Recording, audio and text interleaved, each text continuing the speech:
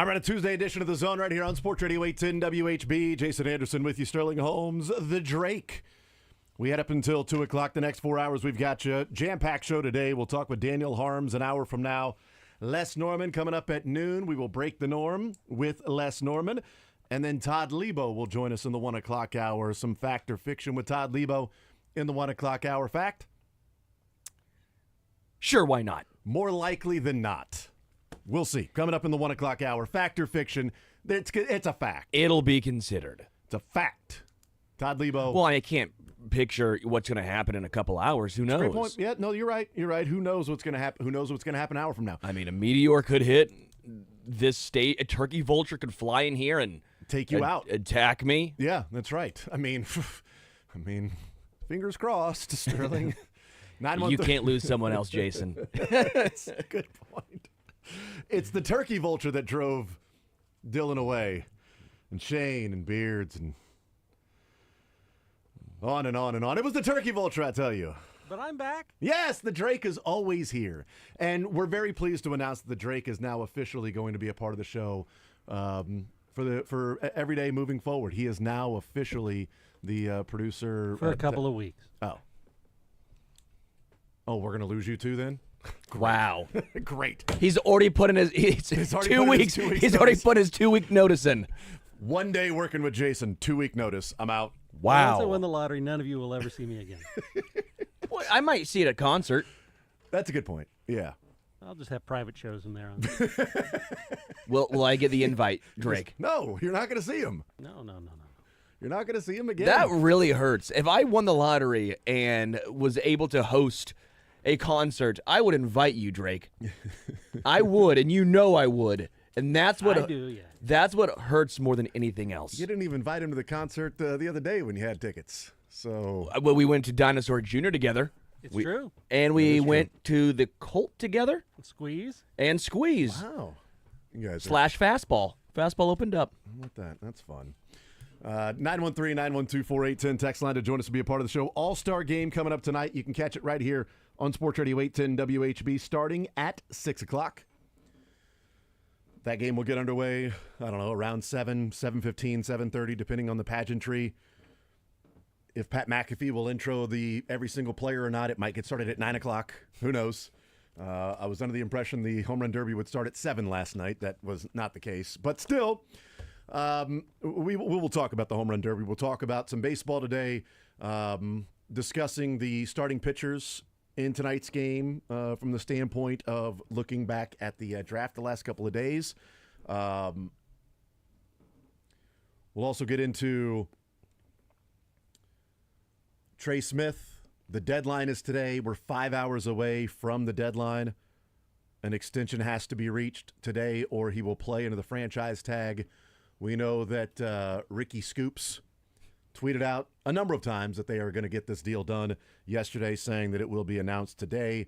We'll find out if that is the case. We'll talk to Daniel Holmes about that. And if it's not announced before our conversation with Daniel Holmes, we'll approach it from two different ways. If they sign him, if they do not sign him.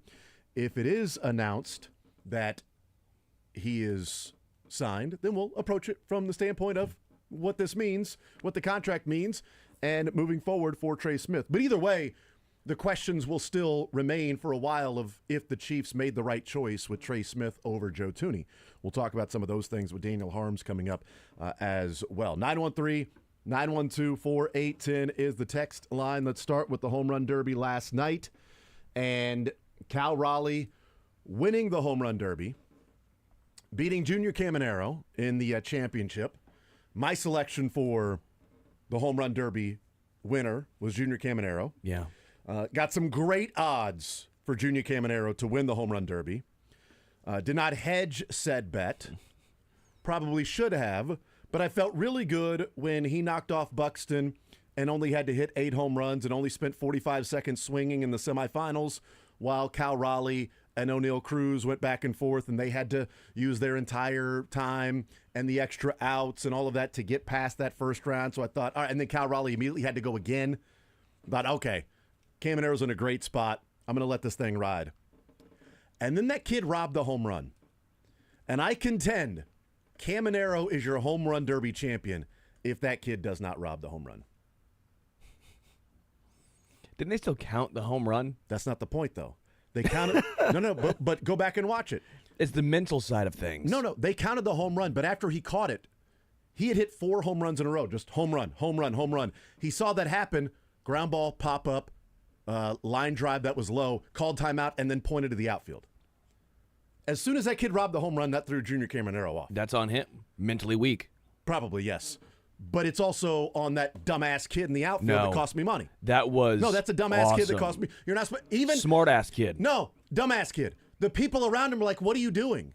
Like, you're literally told you cannot. Now, I know that there's the fun part. If I didn't have money on it, I'd probably think it was a little funnier. I would 1,000% try and rob every single home run. I might do the same I thing. am trying to climb the wall like I'm Carlos Beltran. I might do the same thing, I'll be honest with you.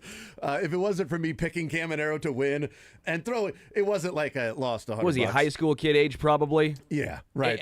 Imagine going back to your high school and be like, yeah, dude, Rob Junior Caminero. How many people could say that?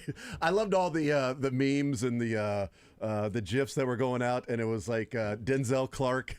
It's like the kids in the outfield at the home run derby were showing Denzel Clark jumping over and everybody robbing home runs, showing all these different home runs being robbed. It was like the outfield at the home run derby. So that was kind of funny. They counted it, certainly. So I do wonder.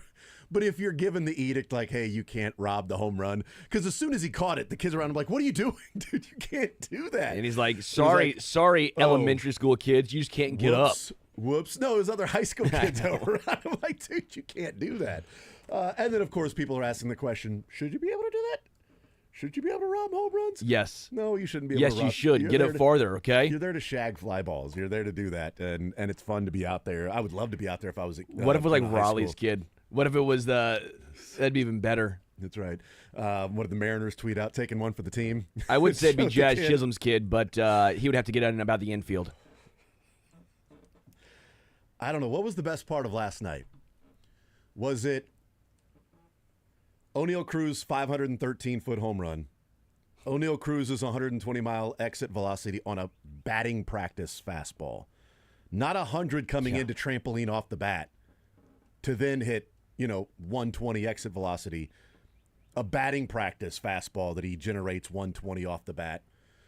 Was it the kid robbing the home run? Kyle Raleigh flipping sides. Kyle Raleigh's brother catching, dad throwing, the familial connection. That was awesome.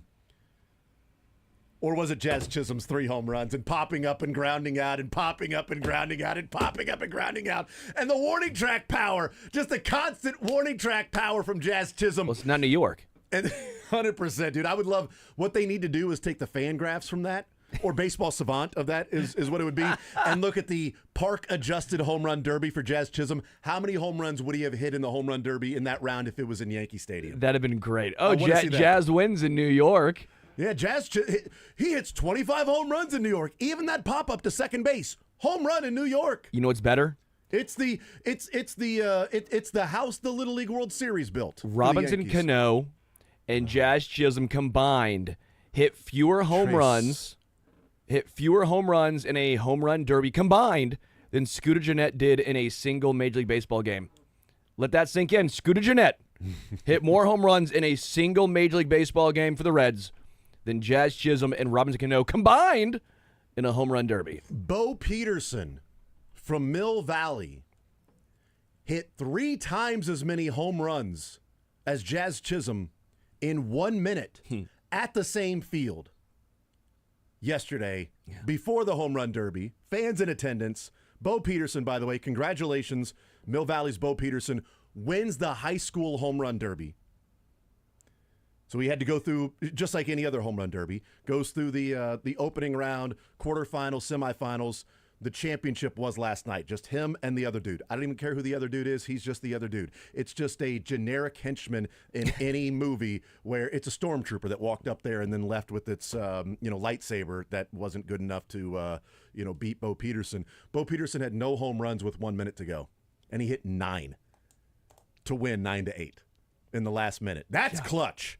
All right, that's clutch. He hits 9 in a minute. Jazz hits 3 in what, 4 minutes, 3 minutes, 4 minutes, however long The it was. entirety Of that, plus the extra outs you got. He hit 3. Bo Peterson hit 3 times as many, and he's a high schooler. Jazz was 2 scoops of jazz. He was, That was bad. It's fine. Fine. Just by the way- disease to the S. By the way, Mick letting us know the other dude is the number 1 ranked player in the class of 26. Should be Wow. the number 2 ranked player to me. Sounds Ooh. like he's the number 2 ranked player behind Bo. Look, your name is Bo. You automatically get at least a 1-spot bump. Yeah, you do. No matter where you are, it's a 1. So if Bo, I know it's not number 2, but anyway. Bo but Pete Keys. 1-spot bump. Boom. That's why he got drafted. It's because his name was Bo Pete. But apparently last night, both the guys in the Home Run Derby are heading to Texas to play baseball, unless, of course, they head to a major league team next year in the first round, which very well could happen, that Bo Peterson could be a first-round draft pick next year. If he continues doing what he's doing, certainly, he will be. But that was awesome to see Bo Peterson, to see the highlights of Bo Peterson win. I don't know if you saw the video that was released from the outfield. There were people just taking video of the outfield, and it was showing Bo Peterson's last 30 seconds of just the time running out. He had his final 3 swings in under 10 seconds were all home runs. Home run, home run, home run to win, 9-8, which is awesome. Local kid. It's fantastic. Has nothing to do with Mick Schaefer. In fact, Mick Schaefer makes it to where I don't even know if I wanted to talk about it or not. Yeah. I was almost rooting for the other guy because of Mick. I'll take the other kid because he was going up against Mick. But it was that was cool. Locally, the story is Jazz, I think. How much fun people were having last night on social media at Jazz's expense. That Jazz Chisholm had 1 more home run last night than he has had altercations with Michael Garcia. It's 3-2. He should have been worrying about slapping a baseball rather than slapping Michael Garcia. It would have been funny if Michael Garcia was there at the Home Run Derby and was clapping every time Jazz made an out. Or was just standing down the first base line and was just heckling him. Come on, oh, nice hit, Jazz. Oh, nice ground ball. Oh, double play. Oh, pop up. Look at that double play. Pop up. Maybe you should slap the bleep out of a baseball from time to time there, Jazz. That would have been great if Michael had done that. We saw Bubic. We saw Bobby Witt. I didn't see Michael last night. I don't know. He probably there, but I didn't see him last night. But I did see Bubic and Bobby Witt that were there. Bobby Witt giving love to Cal Raleigh while Junior Caminero was batting in the championship round. Bobby was right behind Cal Raleigh pointing to Cal, and that was cool. If you bet on the American League winning last night, you were a winner regardless. I love Vinny on Twitter last night. Dude, Vinny was a blast on Twitter last night. I was hoping we'd get one Jazz tweet though from him because he seemed pretty unfiltered last night. He was pretty. Vinny was having fun. Yes, Vinny was on one last night, and he said he's got Twitter for a couple more days. Let him be. let me cook. All right, I got Twitter because he tweeted the thing about Cal Raleigh, which was obvious sarcasm. Correct. Anybody that would read that with a brain would know that was sarcasm. Yet the replies are just what's wrong with social media. These dumb people, just absolute dummies that are looking to react immediately. Just snowflakes. That they see that, well, your nickname sucks. Cal Raleigh's better than you. He's being sarcastic, you jackass. Facetious, some would say. Some would say that, Here's what he said, by the way. Oh, I'm Cal Raleigh. I hit a lot of home runs. That's the voice you're I saying hit it from in. both sides of the plate. I play the most valuable position. I have one of the coolest nicknames in sports. Screw you, man. Clearly sarcasm. Clearly being facetious. And then he's got to quote tweet it and go, guys, this was a joke. Quit being so serious, Oh, he did have one Jazz tweet. Oh, did he? Jazz adopting the Yankees' mindset of not chasing early in the Derby. That was funny. He watched 3 or 4 straight go by. And then I always love the one of, do you think Skeens knows what Ellie, Cattell Marte, and Tatis are saying? And he quote tweeted by saying, sometimes I go for mound visits with Sal or Freddie with Estevez, Zerpa, and Cruz, where they only speak Spanish, and I have absolutely no clue what's being said. But I give a good vamo at the end, and I feel like I contributed. He's good, man. He's good. And as he said, he's got a little bit of time before baseball season's over and he can return to Twitter and be tweeting about his New York Jets. And he also says he wants an Adam Frazier derby. That was one of my favorite ones. A good piece of hitting derby where you just, it's like him, Luis Ariz. Yes, man. Just take the pitch the other way, drop it into left center or right center, depending on if you're a right-handed hitter. Just take it the other way, drop it into outfield, right center, left center, from whatever side of the plate you are. A good sacrifice for the team. A really good bunt. Like you're up there, you're gonna sit, and boom, really good bunt, and you've got like a big circle on the right side of the infield and the left side of the infield between first base, pitcher, and the catcher. And if the bunt lands in that circle, then you get a point for that. Just really nice bunts. I actually think it'd be really fun if you set up targets and you had to like left like the field, QB challenge. like a QB challenge, and it'd be a lot more difficult. Yeah. But that'd be really cool to try and see. Well, they set up targets for O'Neal Cruz out of the stadium, and he hit 2 of them. He hit the hotel. Yeah. He hit the hotel. That would have gone over the truck. Well, different. He's lefty versus righty, but remember the truck? Oh, yeah. In left center at the yeah. K? That would have cleared the truck by a good 40 feet. He hit the we were right about the longest home run, so at least I won that one. Yeah, that was The nails. Exit velocity won that one as well. Caminero to make the semifinals. That didn't, that was fine. Somehow, Cal Raleigh versus Jazz Chisholm, longest home run. Cal Raleigh was minus 105 for Jazz Chisholm in longest home run. Like, what are we doing here? Thank you for the free money. like thank you. The nice finale would have been Caminero winning for me last night. Yeah. But I had a good night with the Derby last night because of O'Neal Cruz, because of putting Cal Raleigh versus Jazz Chisholm in longest home run. Why do we think Jazz Chisholm's going to hit one 460 or 470? Do you like the current Apples. setup of No. the home run derby? No, it takes adjusting every year to the beginning part of it because it's so fast. Yeah. And so you can't really track the home runs. In fact, ESPN was just stopped tracking home runs early on and just tracked a ball just laying there in the outfield. Yeah. James Wood hits 3 home runs while they are zoomed in on a baseball laying in the outfield. And then a kid slowly walking over and picking it up. I'm like, great start, great start. And then what I had tweeted out was adjustment on the fly. Every home run that it was tracked, they then, when the home run landed, zoomed all the way in on the people that caught the ball. Yeah. While other balls are flying and hitting. I don't need that because the closer you get, the less perspective you have as to where it landed. You almost need 2 TV or 2. Well, they had a split screen. But But what you need is to have a wide view, and then where it lands, have a bigger view of the outfield. Okay, it landed right there. All right, the next one landed 7 or 8 rows further back, or it scraped the wall. Like, you don't have to zoom in on every fly ball to see where it lands because you actually lose perspective when you do that. In a baseball game and they hit a home run, the camera doesn't go and track the baseball. It tracks the fielder, and then it goes to where the fans are starting to stand, and that's where it tracks to. So you know where it's going to land by the fans. Watching the ball fly through the air on its own, no perspective whatsoever as to where it's going to land. Too much zooming in on that. Just let it play. Let our eyes adjust to where it's going to go instead of having to follow this little baseball in the sky, not knowing, is this thing going to land off the hotel? Is it going to land over the chop house? Is it going to scrape the wall or just land barely over the? Is it going to be robbed? This home run.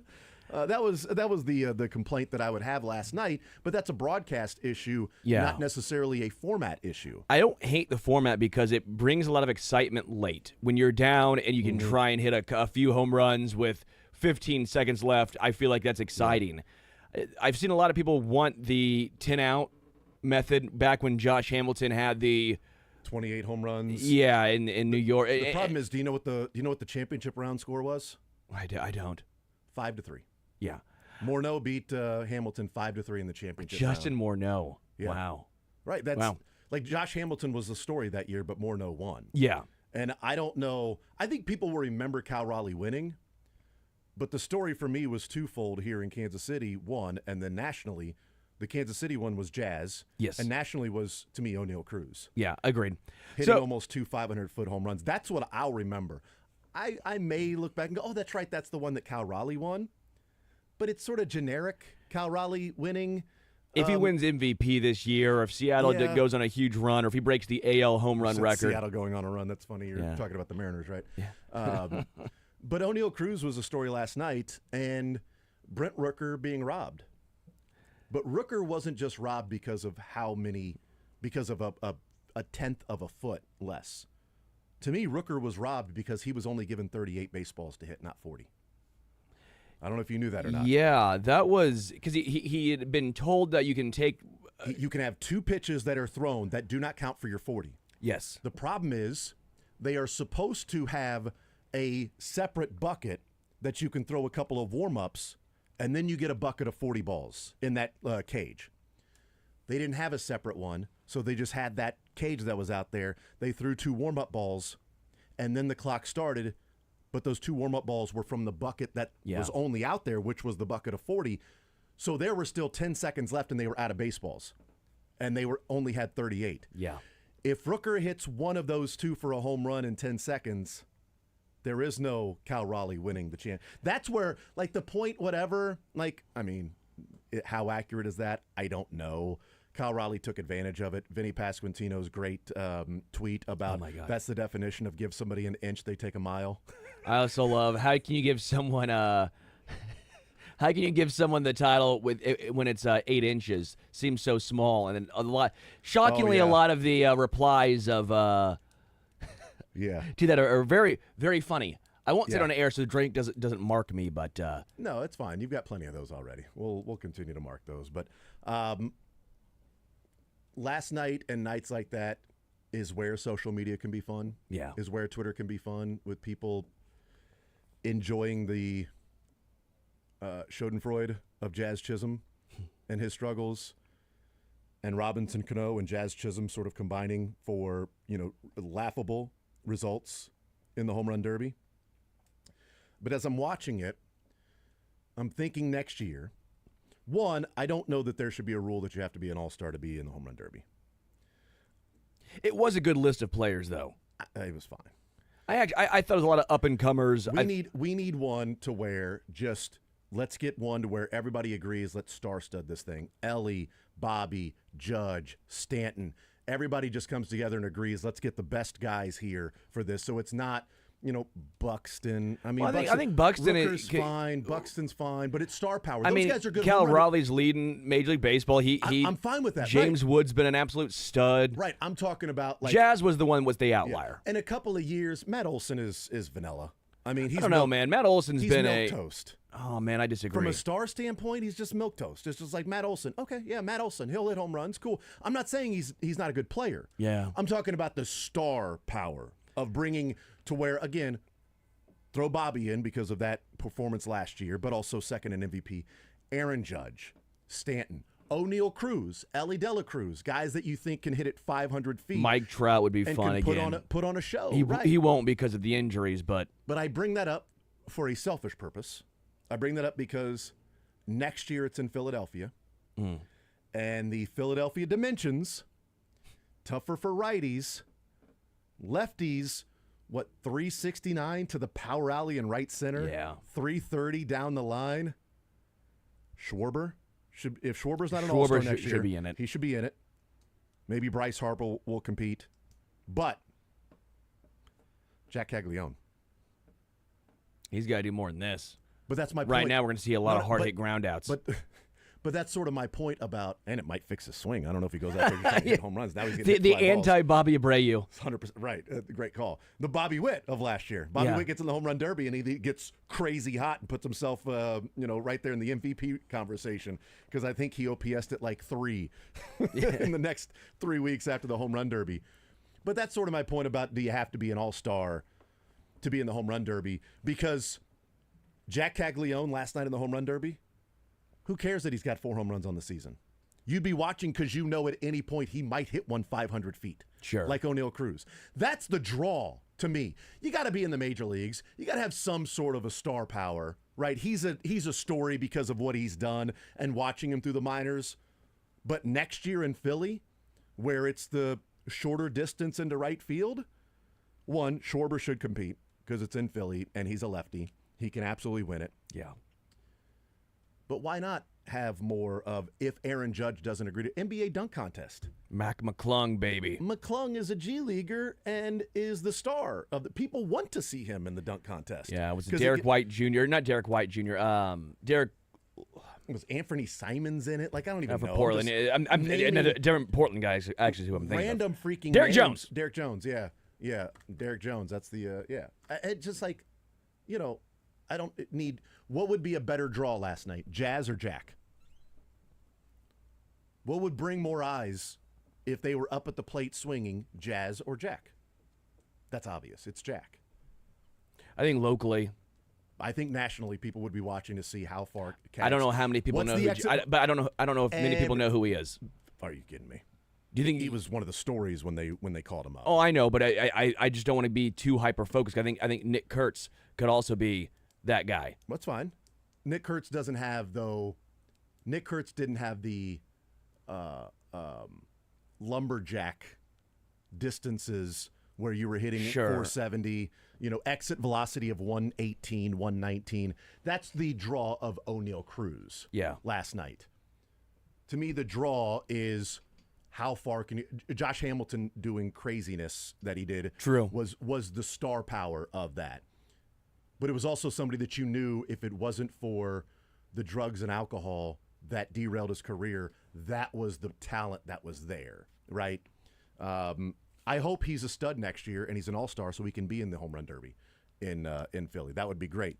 But I also think if we really want people caring about the home run derby, we should open it up to non-all-stars and guys that would bring the light tower power and the eyeballs. I don't need Jazz Chisholm. I need Jack Caglione in the home run derby. If you're getting that far down the list, Yeah. then you should probably open it up or have just 1 year where everybody comes together and says, we're doing it. Ellie said last night, I could win this thing. Well, then compete. I mean, how can you be on ESPN, and we're going to take a break, but how can you be on ESPN and go, I'm going to compete one day. I know I could win it. Then do it. Then go and compete, LeBron. I know I could win the dunk contest. Then do it. Prove it. Prove it. We'll take a timeout. We'll come back, continue rolling.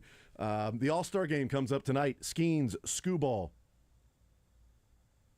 Bears beats Battlestar Galactica. More Zone next.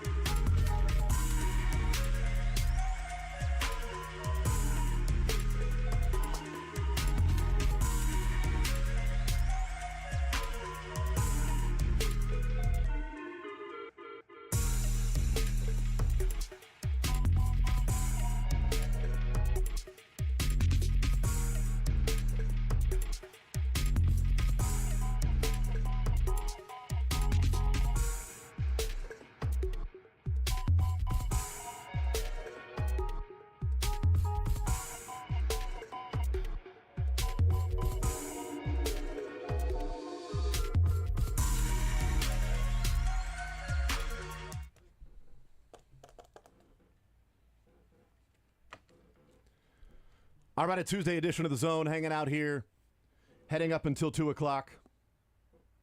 Talked a lot of home run derby there in the first segment. Tex says have an old-timers derby. Griffey, Bonds, Pujols, McGuire. Oh, I'm down.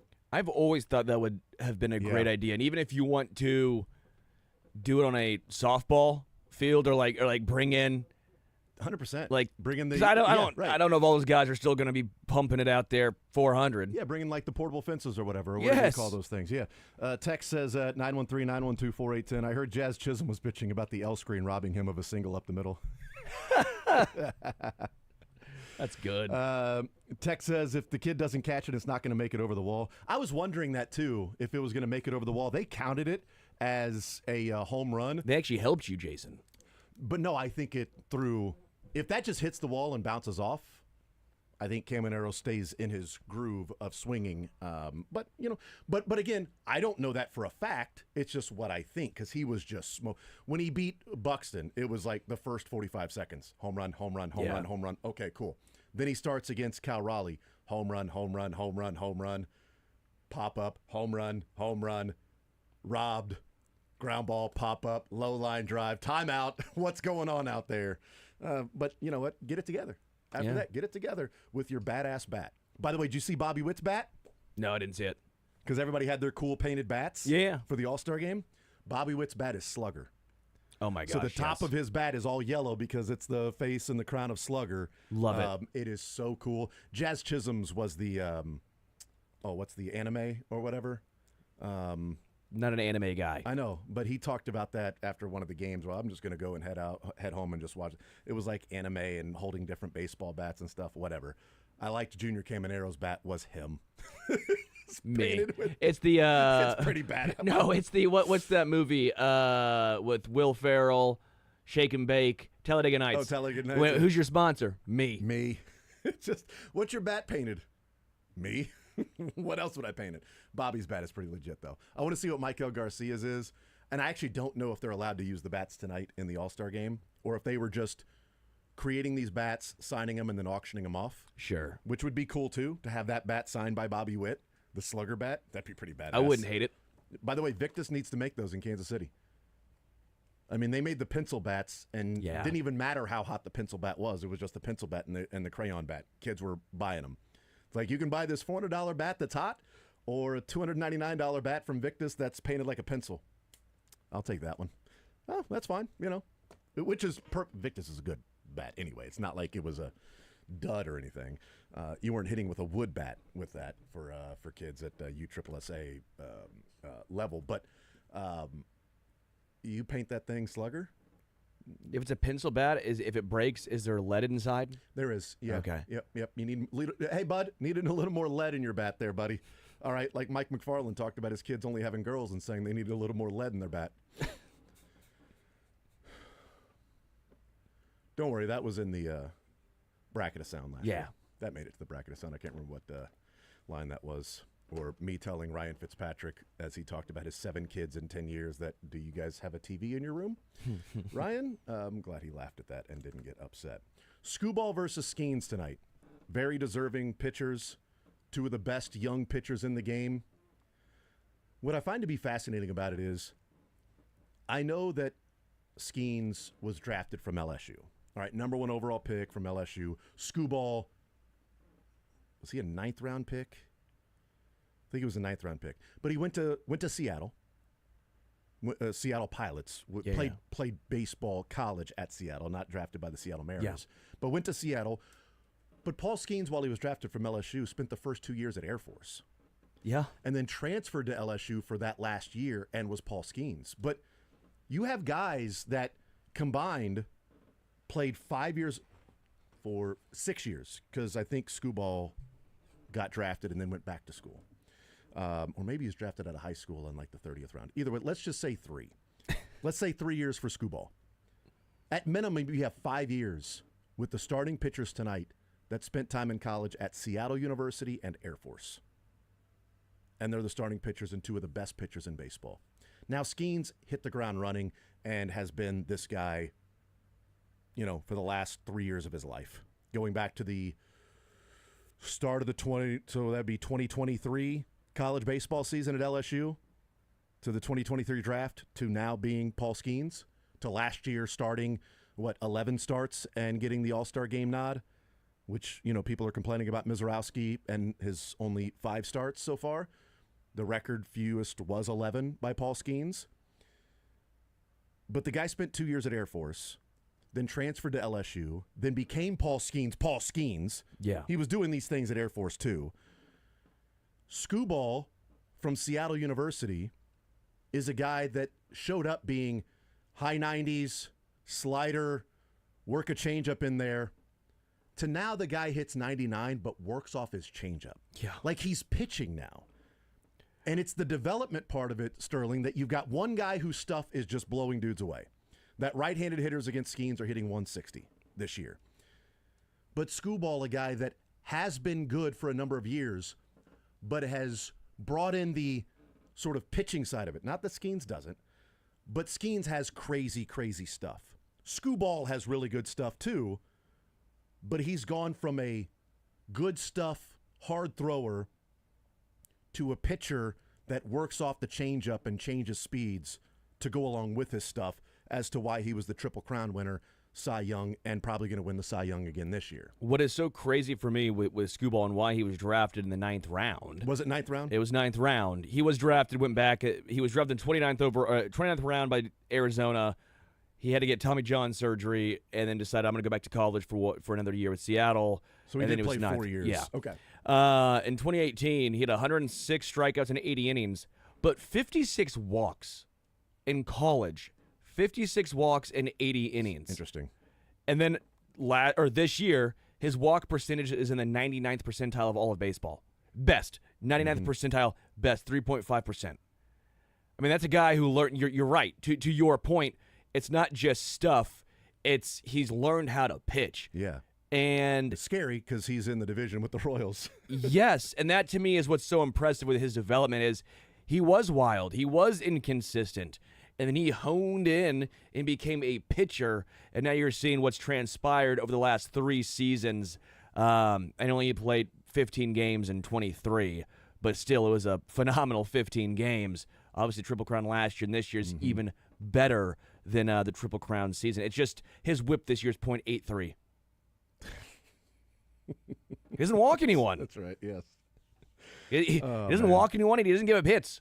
So, and that to me is what makes him so impressive and so good. It's the fact that he's already almost impossible to hit, but when you are always in the strike zone, you put so much pressure on the hitter because you have to go up saying, I got to try and hit the ball because he ain't going to walk me. And if I go up there to try to hit the ball, I'm not going to hit it. No, he's not going to walk me. He's also going to throw 199, and then he's also going to throw a slider in there, low 90s. But he's going to throw a changeup at 83. Yeah. Like, you're throwing a changeup at 83 and a fastball at 99? I mean, good luck with that.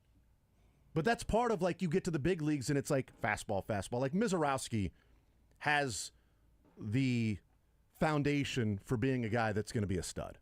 That's going to be a strikeout machine because he is so far. And he just has gas, just throwing gas. And it's not all he throws, but it's a lot of just hard stuff, gas. And he's going to eventually hone his craft and learn how to pitch. And the Brewers are going to be the beneficiaries of that because he already has. Like, you're starting from a baseline of having amazing stuff. Bubic and Lugo and Noah Cameron, the guys that the Royals have on this team, and Lampkin from Texas A&M that has the comparison to what's the MLB comp to him? Chris Bubic for Lampkin at Texas A&M. Deceptive lefty, mixes well his different pitches, changes speeds, not necessarily a thumber, but he's a lefty that is not going to be a lefty like Scooball and throw it 99. Well, that's where and Cameron Millar, the high school kid, is different than Lampkin because he's throwing 97 as a high school kid, and gave up 1 earned run in 64 innings and 23 singles. So and 16 walks in 64 innings. So he wasn't walking guys either. Which, if you got that stuff as a high schooler, why would you ever throw a ball? Just throw it over the plate, let him hit it.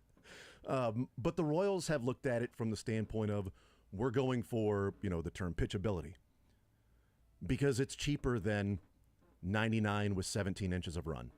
And if you're going to get that, you'd better draft it because you're not going to be able to pay for it. And if you're going to draft guys with pitchability, then they should be higher floors because you can't draft a guy that's like, well, this guy's got pitchability and it's a boom or bust. That was Mazzucato. Yeah. Mazzucato he's got a great curveball, and hopefully the fastball will develop. Okay, well, if it doesn't, he's a guy working in the high 80s? Like, he ain't Jamie Moyer. And if he's going to work in the high 80s, he damn sure better get a knuckleball to go along with his curveball. Like, do something, because if his fastball doesn't develop, you've got a guy that's going to be a 4A player. That's going to be, throwing, pus up there with a great curveball, but is going to get hit around because people are just going to sit on the curveball. And if it's straight, they're going to hit it 500 feet. Well, that's why Noah Cameron has been effective but he throws 92. 92 is better than 87. 92, 93, right? And that to me is why Noah Cameron, and it's again, I always go to the Chris Bubich conversation that I just remember Lesky and I talking about this for a long time. When Bubich would sit around 89, 90, 91, he would get shelled. When he would throw 92, 93 on the cusp of 94, everything just played better. I know it seems so minor, it's 1 or 2 degrees, but miles per hour, but it just makes such a massive difference, especially when it comes to the off speed. Because Noah Cameron right now, his fastball is 33rd percentile as far as effectiveness this year. His breaking run value is 99th percentile. You just have to be below average with that four-seamer to allow everything else to play off it. And that's what Noah Cameron's been able to do. It's what Frank Mazzucato eventually would have to be able to do. But again, that's what Noah Cameron and the Royals have to have from this guy because he's not throwing 98, 99. But give the Royals pitching staff and Noah Cameron a lot of credit for developing this, identifying talent here, because he was not a first-round draft pick. Noah Cameron was drafted in the 7th round, right? I don't know. I just keep going back to, if you want to be effective in Major League Baseball as a starting pitcher, you don't have to throw 99, but you can no longer sit 87, 88, 89. You have to start getting to that 92 number.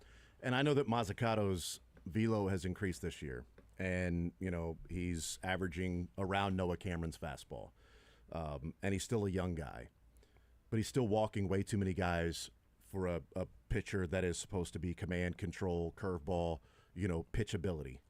You can't be that wild and walk that many guys. Because what that tells me is if you're walking that many guys at Double-A and High-A, you don't trust your stuff in the zone against minor league hitters because you're not willing to throw it in the zone because you think it's going to get hit. Or you can't control it, and that's even worse. I don't know what's worse. Is it worse that you can't control it or you're scared to throw it? Yeah. 30 walks and 30 2/3 innings in Double-A for him. Yeah. 30 walks, 24 strikeouts. The hope was that he shows up to spring training and he's hitting 94 on the gun. And you're like, oh, wow, this guy's velocity decreased last year. Like, there was some issues going on. Maybe it was arm trouble. But now if he shows up and he's throwing this, well, that curveball's going to play. And now if he's, pumping it in there and maxing out at 94, maybe sitting 91, 93, 92, 93, whatever, then, hey, that's pretty good. Then why doesn't he trust it? Why isn't he throwing it for strikes? And if you draft a guy that is a high boomer bust, at least give me the guy with the explosive stuff, because I could throw him in the back of the bullpen if I need to, like a Cruz. And just say, you know what, here's 1 inning, max out, let it explode. And if they hit it, they hit it. But do not throw this for a ball. It's like Scooball talking about his changeup. I just throw it over the plate. I don't need a fastball inside, slider low and away, changeup. And I'm going to throw it right over the plate. And I'm going to let the fact that it's 83 compared to my fastball that sits 97 and the movement do the work for me. Because I trust my stuff. And if you're walking guys in Double-A, that's a scary proposition. But, you're seeing guys that have crazy stuff to start with and then learn to pitch.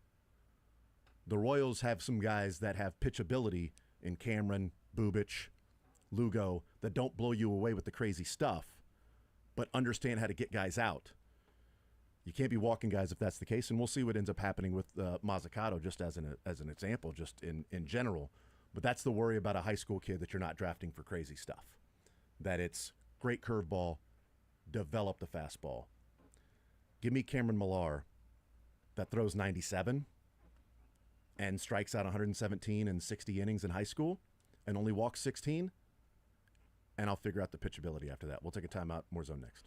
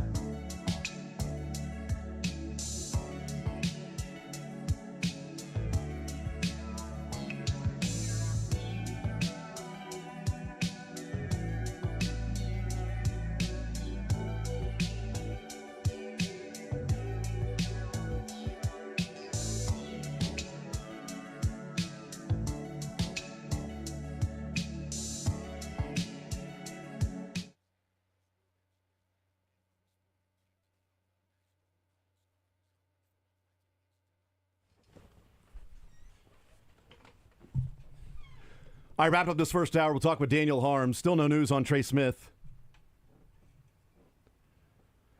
We'll find out. 3 o'clock is the deadline. Let's see if has Ricky Scoops, Slick Rick Scoops, tweeted anything out? No, not since yesterday, saying the Chiefs' record-breaking 4-year deal with Trey Smith will be announced tomorrow. He also tweeted out, I feel so confident a long-term deal is getting done before the deadline, I'm going to put a lock on it. The Ricky guarantee. Has he ever missed a Ricky guarantee? I have no idea. Interns, will you go back and look at every single Slick Rick Scoops tweet in the history in the last 5 years and see if he has any locks that missed?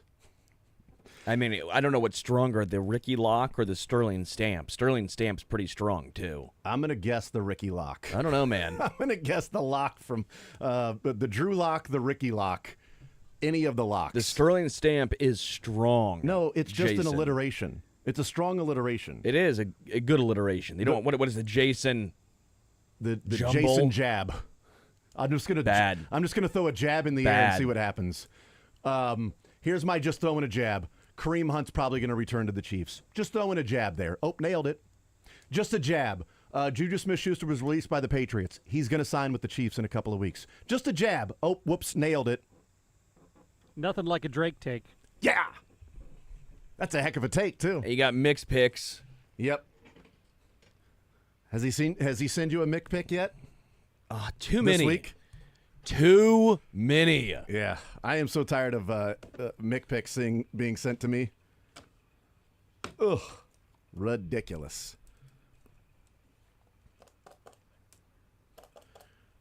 Trying to get the other threw a jab and said Kadarius Toney was going to be released later today on the last day of cutdowns.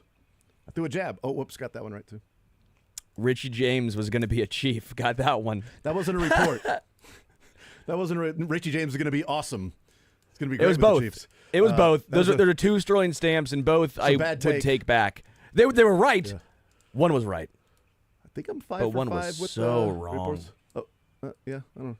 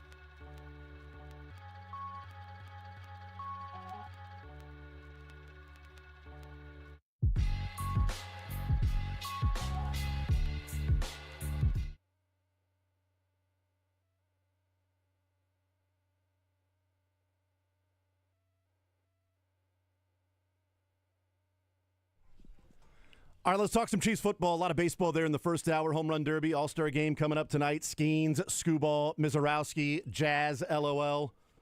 Bo Peterson, Mill Valley High School Home Run Derby winner, robbing home runs in the Home Run Derby. Jack Caglione should be in next year's Home Run Derby in Philly. Maybe they have an old-timers Home Run Derby. Bonds and Griffey and McGuire and Sosa and those guys. We got into crazy stuff in the first hour. Let's talk some Kansas City Chiefs football, some NFL football. One of our favorites that we get to hang out with, Daniel Holmes, RGR Football, NFL Draft Scout at Bleacher Report, joining us here in the zone. Daniel, what's up, brother? How are you? I'm doing well. How you guys doing? It's been a minute. I know it's been too long, but I'm looking forward to having these conversations as we are less than a week from today will be the first actual practice for the Chiefs. A report on Monday, a report on Sunday, conditioning Monday, practice next Tuesday. So looking forward to that. Daniel, let's start with this. There are 4 hours remaining for the deadline. Is Trey Smith going to report on Sunday with a contract extension or playing under the franchise tag? I personally believe it'll be under the franchise tag. I mean, it's kind of what I've felt ever since the franchise tag was signed first so quickly, and then they changed their language from, like, we are very, they were pretty kind of drive home. They were going to get a contract done. And after that, going towards the draft, they were like, we're optimistic. We'll get something done. That change in dialogue, change in stance, at least from how I perceive it, made me feel like maybe the team and Trey Smith were a little further apart on what they wanted than they originally want. Now, they typically go down to the wire for these contracts when they have a deadline. But it's when you have 4 hours left on a deal, when nothing has been spoken into the ether, it's hard for me to say, with any certainty that this contract is going to get done. So at least right now, obviously I want him to get signed. I want him to be contractually obligated to play for the Kansas City Chiefs and protect Patrick Holmes, which is, at the end of the day, the most important part of this football team. And it's just right now it feels like the tag seems to be the most obvious thing for me. Do you think it would be, let's say he signs his 4-year deal, resets the guard market, which we expect him to do, because it's $2 million more under the franchise tag this year than the highest paid guard right now, and that's annual average value. But I think with the contract, he'll reset the guard market with the guarantees and everything because he's got the leverage right now. But would it be worth the money to give that to Trey Smith, right guard for the Chiefs? That's where you get into a lot of semantics, right? Lots of people are going to say, yes, absolutely. But I think when you look at his game, there's still obviously there's lots of upside, very athletic, very powerful player. He has yet to actually, in my opinion, reach that point, reach that pinnacle of that. So the Chiefs do this a lot with younger players that they bring in and sign. They tried to do it with Frank Clark, Juwan Taylor, where they overpay and try to get the most out of them during that point. Trey Smith would be under that as well for this type of deal. Obviously, he was a 6th-round pick, so the fact that he signed that franchise tag so quickly, it doesn't surprise me at all. It is a massive amount of money for somebody who, again, was a 6th-round pick. And I do think when we talk about how you project not just the salary cap, but contracts going forward, he's probably on the same level as a Landon Dickerson in terms of pure upside, right? I think that's in the realm of possibilities. Now, Quentin Nelson has the top mark in terms of total guarantees, $60 million. Do I think he's a Quentin Nelson type player? No, I don't believe so. But that's not how contracts work. So we know they always go up consistently with the market value. We talked about that. But personally, right now, given his play, I don't think that he would be worth that much money. Does that mean he can't earn it eventually in a year or 2 years into the contract? Absolutely not. So there is always that middle ground. You're saying, I believe that he has not played up to that amount of money now, but you also have to try and project. Is he going to get there eventually? The upside for Trey Smith to get to that point is 100% there. You got to play that game. So I would say up to this point, no, but there's definitely a world where he does earn it in the first 2 years of that contract. So this would be a contract to where somebody is paying a player for what they're going to do in the future, not what they've already done.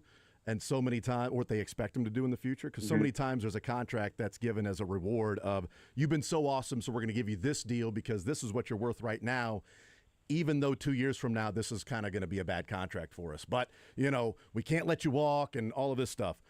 Trey Smith being 26 years old and a guy who we hope is an ascending player. And I'll say this about Trey Smith. He had his highest pass blocking grade at PFF. It's a data point, but highest pass blocking grade this year, highest offensive overall grade this year in his career. So hopefully that is ascending to becoming better and better. And as a 27, 28, 29-year-old, he's even better and is a really good pass blocker to go along with an enforcer run blocker that's there, and also just a great locker room guy, community guy, culture guy for the Chiefs, because, you need culture guys, but you don't need the culture guys to be the highest paid at their position. You need the, really awesome players to be the highest paid at their position. This feels like, if they get it done, Daniel, that this is one of the contracts that's given to a player based on an ascension of what their play will be in the next few years. Yeah, I think that's an easily ascertainable thing as well. Again, when we talk about guys that have that type of upside, that play the game the way that he plays it, we've seen him, stand over defensive linemen, try to finish players to the ground. That all really does have a great impact, not just on the locker room because of how he plays, but the collective tissue of the offensive line.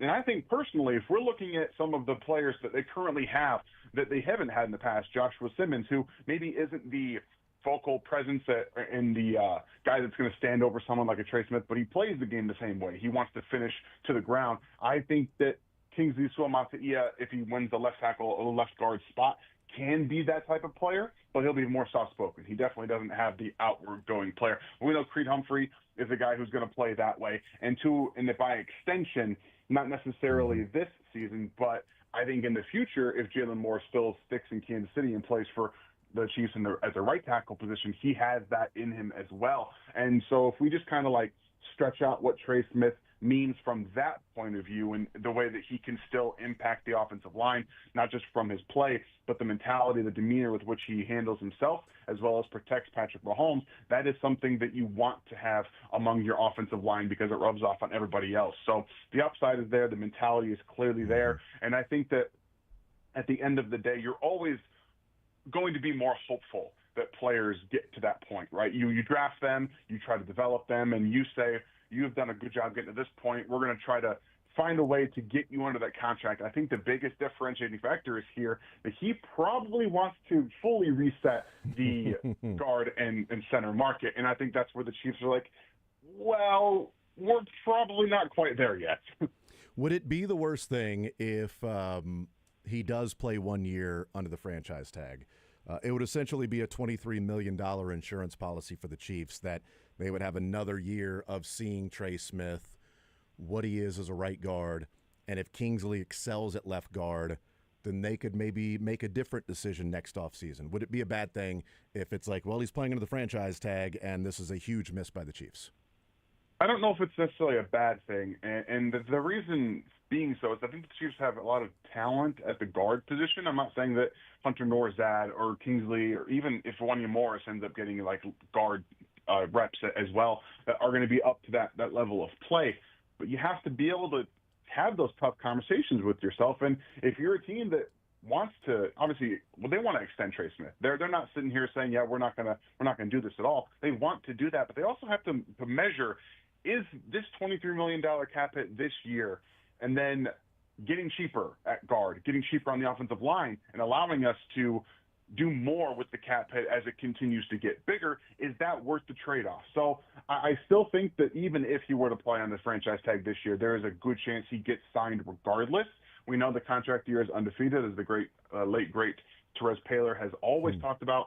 He always talked about, and that's another thing that Trey Smith does as well. He puts, once the contract stuff is over, it's talked about, he puts it on the back burner, he goes out and he plays football. So I'm not worried about that from that type of aspect as well. It's obviously more of an uneven, an unknowing situation, which teams don't want to have to do, but you always have to kind of figure that out. So this training camp period, if Trey Smith does play on the franchise tag, is almost like a tryout for those guys that I just mentioned to get more reps at guard and to see if you have something there for the future. And if not, you really have to address it in the draft if you can't get Trey Smith under contract. So I wouldn't think it's the worst thing in the world. It's a tough position to find yourself in when you're always trying to protect Patrick Mahomes. Yeah, I'm with you on that. And if they have to play into the franchise tag this year, $23 million, you've already got it under your cap anyway. Yeah. And I don't look at it as, well, if you get Trey Smith done, well, now that opens you up to go get this free agent or that free agent in the offseason. Well, you're at training camp. I mean, it would open you up if somebody is released there, but how much money is that person going to ask for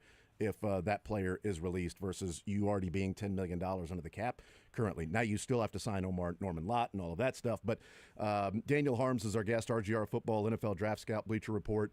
This is a bigger, also philosophical question in football and roster building, roster construction, allocation of that salary cap.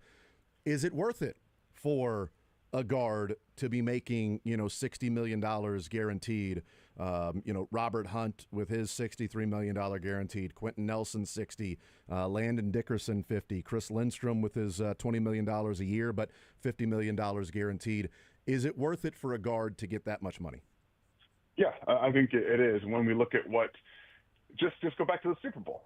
Do you think that Jalen Hurts loved having his offensive line, his guards in front of him, where he could literally stand back there for 3 to 4 and 5 seconds and not have anybody in his face at all? I think it's a really a good way to allocate your funds, because in today's day, right, we're seeing rules constantly change to help benefit the offense, to keep quarterbacks throwing the football, more explosive plays. At least that's what the offensive gameplay wants. It's what the commissioner wants. That's what the owners want. They want offense. They want points. So quarterback has become the focal point of everything. And in order to do that, you need a good offensive line in front of them. You want to keep them upright. And Patrick Mahomes has, let's just say, gotten beaten up a few times over the past couple of seasons. And I think continuity among everything, as Andy Reid always kind of points out, is chief among them. And they're already going to be dealing with a left side change this year, whether it's Jalen Moore or Joshua Simmons. And now you're also going to have Kingsley or Hunter Norzad or somebody else at left guard. You want to keep that right part of your offensive line at the very least, center and guard there connective. They're going to have to figure out right tackle, because at the end of the day, Juwan Taylor is just not really going to be the future of the right tackle position after this season if he plays out this year as the starter. But when you can get the interior three, as the Chiefs had for so long, as elite as it was, it helps you figure everything else out. Now, unfortunately, they weren't able to figure out tackle before it got to this point where they had to trade away Joe Thuney and now to try to work on the Trey Smith contract. But it gives you that connective tissue in the middle to access everything and be able to protect your quarterback at the basis level. So I do think it's a worthwhile endeavor to be able to go ahead and sign him, especially with the expanding cap and everything like that. It's just about how you allocate it. Visiting with Daniel Harms, the next question as it relates to this conversation that's there, we'll watch it over the next couple of years. Joe Thuney signs a 2-year, $35 million contract extension with the Bears, $8 million cap hit this year, 21.5 next year, and then 21.5 in 2027 as a 35-year-old, and then he will be a free agent. We'll watch it over the next couple, 3 years, because if Trey Smith signs a 4-year deal, then that's pretty much a 3-year deal, as we know. Did they choose correctly? And in time, we'll find out.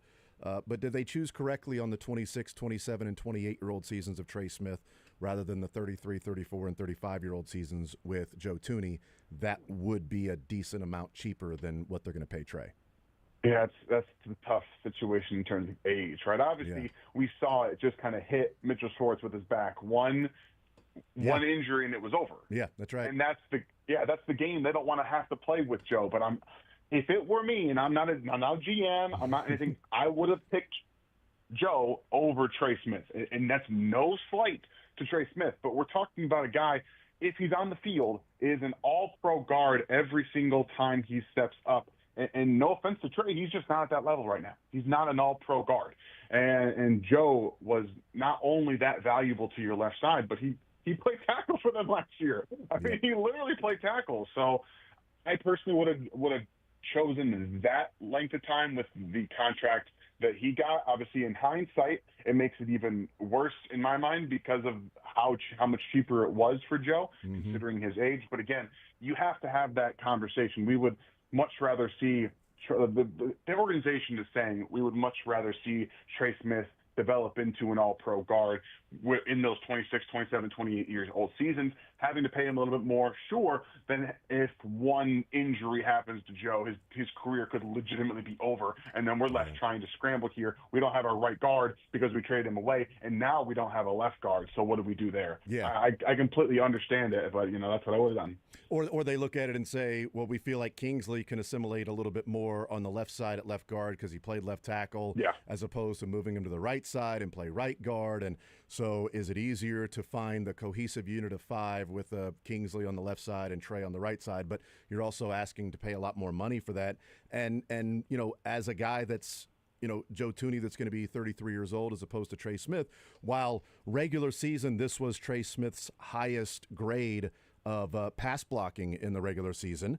When you combine regular and postseason, it left a lot to be desired, and his pass blocking grade against Philadelphia against some stud defensive tackles left a lot to be desired, which is concerning because that's why you would pay that guy, is to go up against the stud interior players in today's game, which is why I would say that a guard is more worth the money today than 7, 8, 9 years ago, because we're seeing the defensive tackles that are bursting onto the scene and big time disruptors and getting huge contracts for the defensive tackles, that, and also NASCAR packages of, we're going to slide this guy down inside and go up against guards that might be the weak spot, as traditionally been viewed from offensive line and sort of that building process.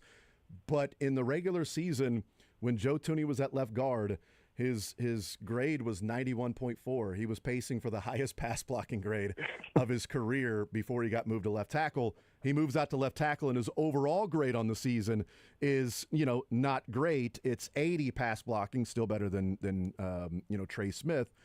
But that was driven down by all of the snaps that he played at left tackle.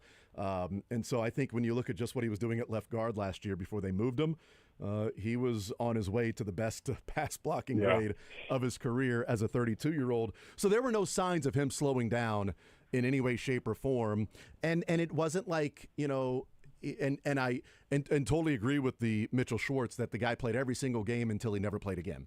Yeah. And Joe Thuney was a guy that just simply went out and played. He didn't play in the Super Bowl against the 49ers. Allegretti stepped up and played well because he had the injury, but he has been a pretty durable guy. And so that's what I'll wonder the next couple of years. Trey Smith really has to step up and play well, to me, in the pass protection game for Patrick Mahomes to justify the money, because the Chiefs don't need to pay a lot of money for a run-blocking guard. They need to pay a lot of money for a Joe Thuney, who can be one of the best pass-blocking guards in the NFL.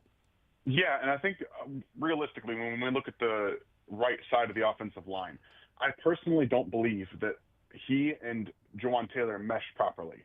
He is an aggressive pass blocker. He always has been, and that lends itself to a little bit more of balance issues in terms of weight distribution. He does get over his heels a little bit, and when that happens, some of the quicker tackles, like you've been talking about, will get behind you and into the B gap. Well, where's Jawan Taylor? He's all the way in the D gap because he's way in the back. So we're talking about a giant space that has now been created because you have an aggressive-minded right guard combined with Jawan Taylor, who is trying to time every single snap so he can get out to his, I guess, giant landmark. I don't understand why he needs to get all the way back there all the time, but you see how that doesn't mesh properly with each other. So we constantly see a giant B gap to no fault of each individual player, but because it doesn't mesh properly. So that's why I've been very adamant that Jalen Moore should probably at some point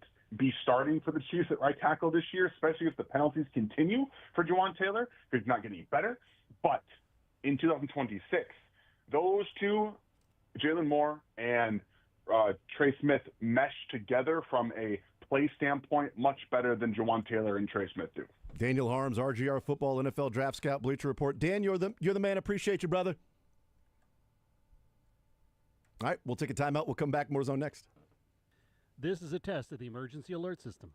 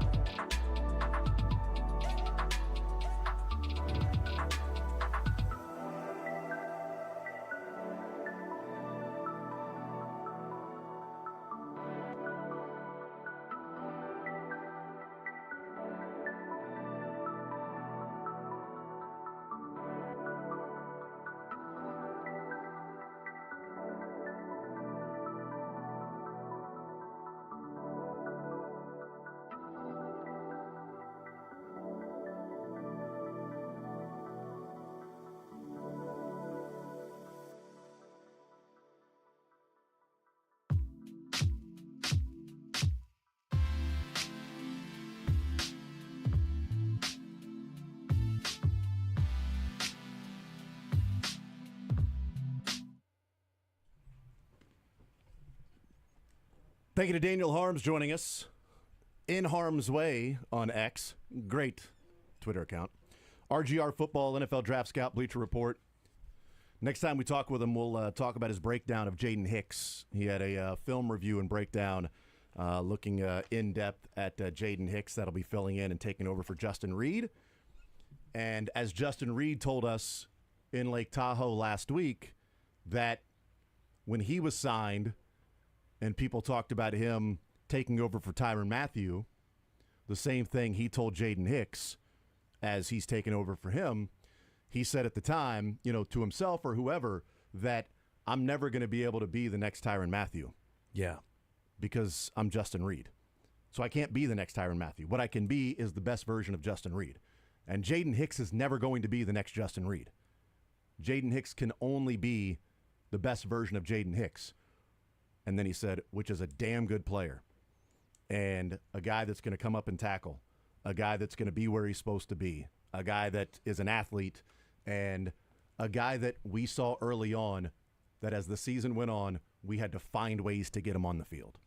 Hopefully that does translate and he continues that ascension of his game, Jaden Hicks filling in for Justin Reed, because quite frankly, the Chiefs under Steve Spagnuolo have had two really good safeties. Yeah. That have been really smart, cerebral players that know everybody's job and where everybody is supposed to be on the field and make sure that they are in that particular spot, along with, a guy like Nick Bolton.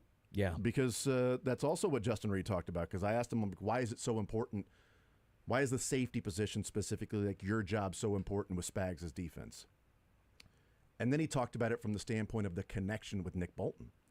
He wasn't even saying like what I do and this and that. It was like, with what Nick is doing and what we're doing in the back and making sure that, Nick's got all the, he kept talking about Nick Bolton over and over again when he was mentioning or answering the question about why the safety position is so important to Spags, which makes sense that would be the answer that Justin Reed would give. And I will also point out, Justin Reed had massive shoes to fill. We didn't know if he could do it for Tyrann Mathieu, and he did it. I'm hoping that Jaden can as well, because I feel like we obviously know now that Justin Reed was able to fill the cerebral role, but we knew he was smart, but you look at what he did in Houston, and the numbers weren't great.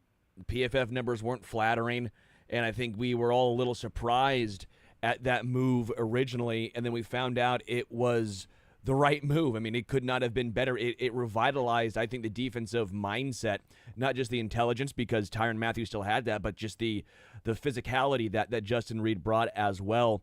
But they've been right more times than not in regards to, I think, pretty much right every single time when it comes to safeties of when to walk. Mm-hmm. Tyrann Mathieu, they knew when to walk. He's had a nice continuation of the tail end of his career in New Orleans. Tyrann Mathieu has, but they knew they needed to get more physical, so they brought in Justin Reed. And they knew when to walk on Juan Thornhill. They knew when to walk, maybe a little too late, but they knew when to walk on Dan Sorensen. You almost have to give the Chiefs a lot of credit in this regard of they know when it's time to move on and revamp whether it's the secondary as a whole or just the safety position. They've nailed it so far every single time. So I trust the Chiefs that they will get this right, and they know what they're doing post Justin Reed. What is Christian Fulton's deal is love that move, by the way. 2 years, $20 million. Correct. And looking at the Nolans Saints, Justin Reed's deal is New Orleans Chiefs. Yes, no doubt. Yeah, I love that. I asked him, is it a prerequisite that when you leave the Chiefs, you've got to go to New Orleans? His was 3 years, $31.5 million. So you're looking at the annual average value of $10.5 million for 3 years, and you're looking at $10 million for Christian Fulton. Just an extra year. Yeah, what you're essentially saying is the Chiefs have said, we're letting Justin Reed walk for a contract value that was roughly what we were paying him anyway, to have Jaden Hicks take over and take that money that was going to Justin Reed and allocate it to Christian Fulton. Sure. And I'm perfectly fine with that if Jaden Hicks steps up and plays that way. If Jaden Hicks can step up and play to the level, or close to it, he's a second-year player, or close to what Justin Reed was giving you, Because I think it would be unfair to expect Jaden Hicks to play in his second year what Justin Reed was playing in his seventh year in the league. But can he come close to that, and you see what the future next couple of years will be with Jaden Hicks while solidifying and bolstering your cornerback spot that was such a weakness a year ago, reallocating that money.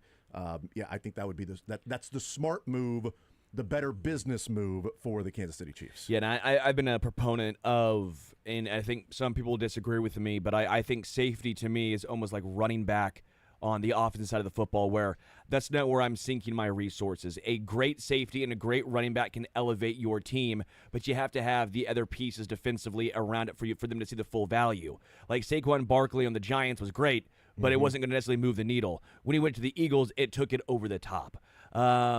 I think the Chiefs needed to get the cornerback room figured out first before spending that extra money at safety. I think that's more of a luxury position to an extent. And they needed another cornerback more than they needed Justin Reed. And I think when you look at someone like Shamari Connor, who I believe can drop back, I think his best role is at safety. He's not a slot corner. I think he had a lot of struggles there. Then that means you really need another outside cornerback, which is Christian Fulton. I said that was maybe my favorite move the Chiefs made all offseason. I love the Christian Fulton signing. I loved him coming out of college. I like the glimpses we saw in L.A. I do think that you get him with this coaching staff of Spags and Dave Merritt, you're going to get the best out of him. And we know the talent's there for Christian Fulton. It's been the injuries and consistency aspect. But, again, I think you're going to see Christian Fulton have a absolute breakout season this year. And whether that means Trent McDuffie's back in the slot or still on the outside, I don't think it really matters, because this cornerback room is going to be a lot better than it was last year. We'll see what Noah Williams can be for this Chiefs team, and he was a guy that people loved in the draft when the Chiefs got him as like one of their favorite picks for the draft this year, the draft class for the Chiefs this year, and we'll see how good he can be.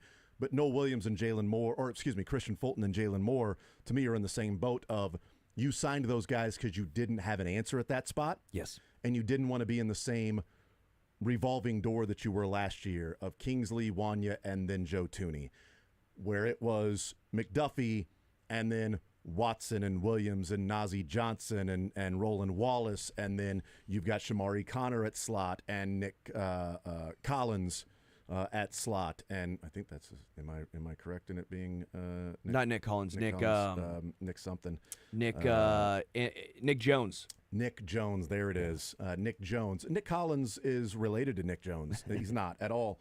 But you've got those guys that were sort of that revolving door at different spots. And Shamari Connor, to me, playing out of position because you were hoping he could fill that role with McDuffie moving to the outside. So you get Fulton and you get Jalen Moore. And then in the draft, Josh Simmons is there and Noah Williams is there. Yeah. If Noah Williams turns out to be awesome, then you can say, well, that $10 million on Christian Fulton, maybe you could have used it elsewhere.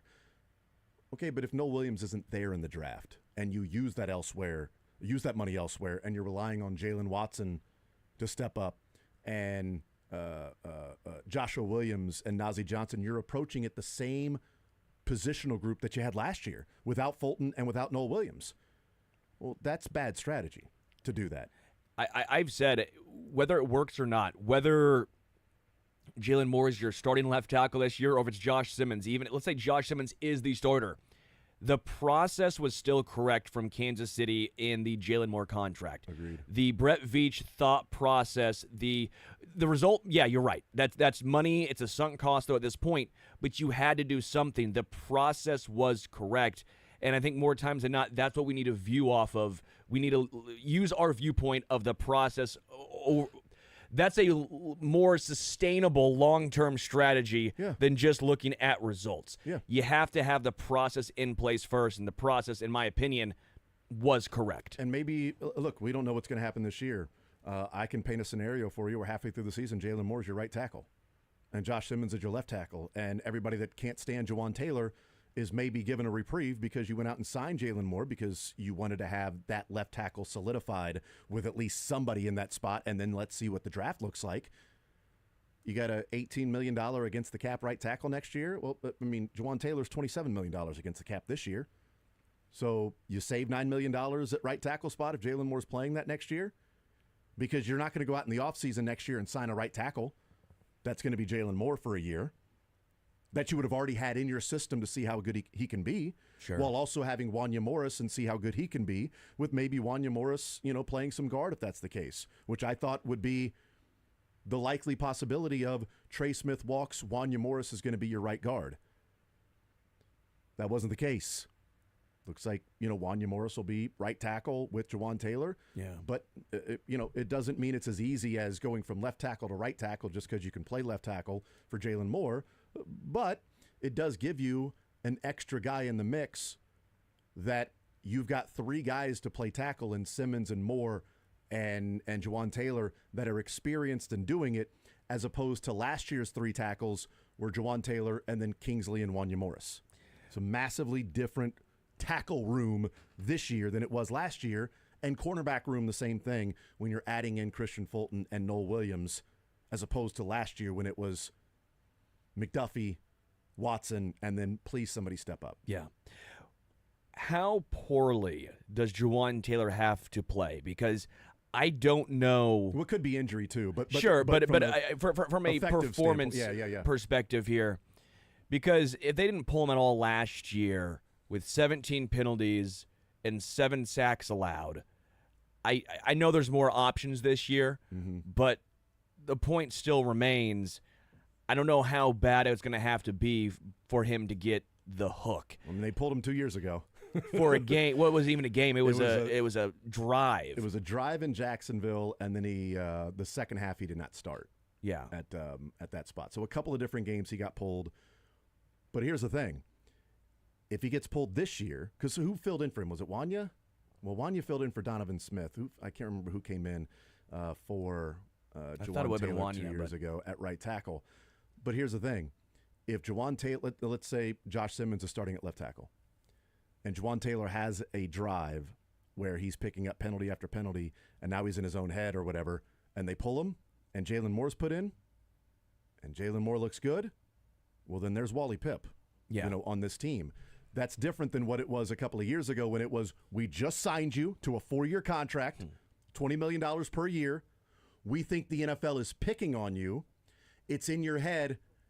Come over to the sideline and refresh. Recharge your batteries, clear your mind, and we'll put you back in. But just take a deep breath, watch a little bit, because, we think they're picking on you too, but now you're in your own head with this whole thing, where it's now year 3.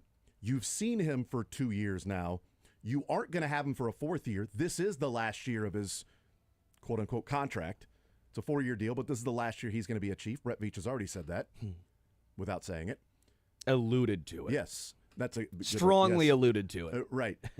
If he's struggling and gets pulled for a series or a half, he may not get the job back this year. So I'm with you. My I guess question is, if it's Jalen Moore at left tackle, I don't know if they that's where put I don't Josh Simmons there. If it's Jalen Moore at left tackle, I feel like you're in the same situation of it would have to be an absolute abstract disaster.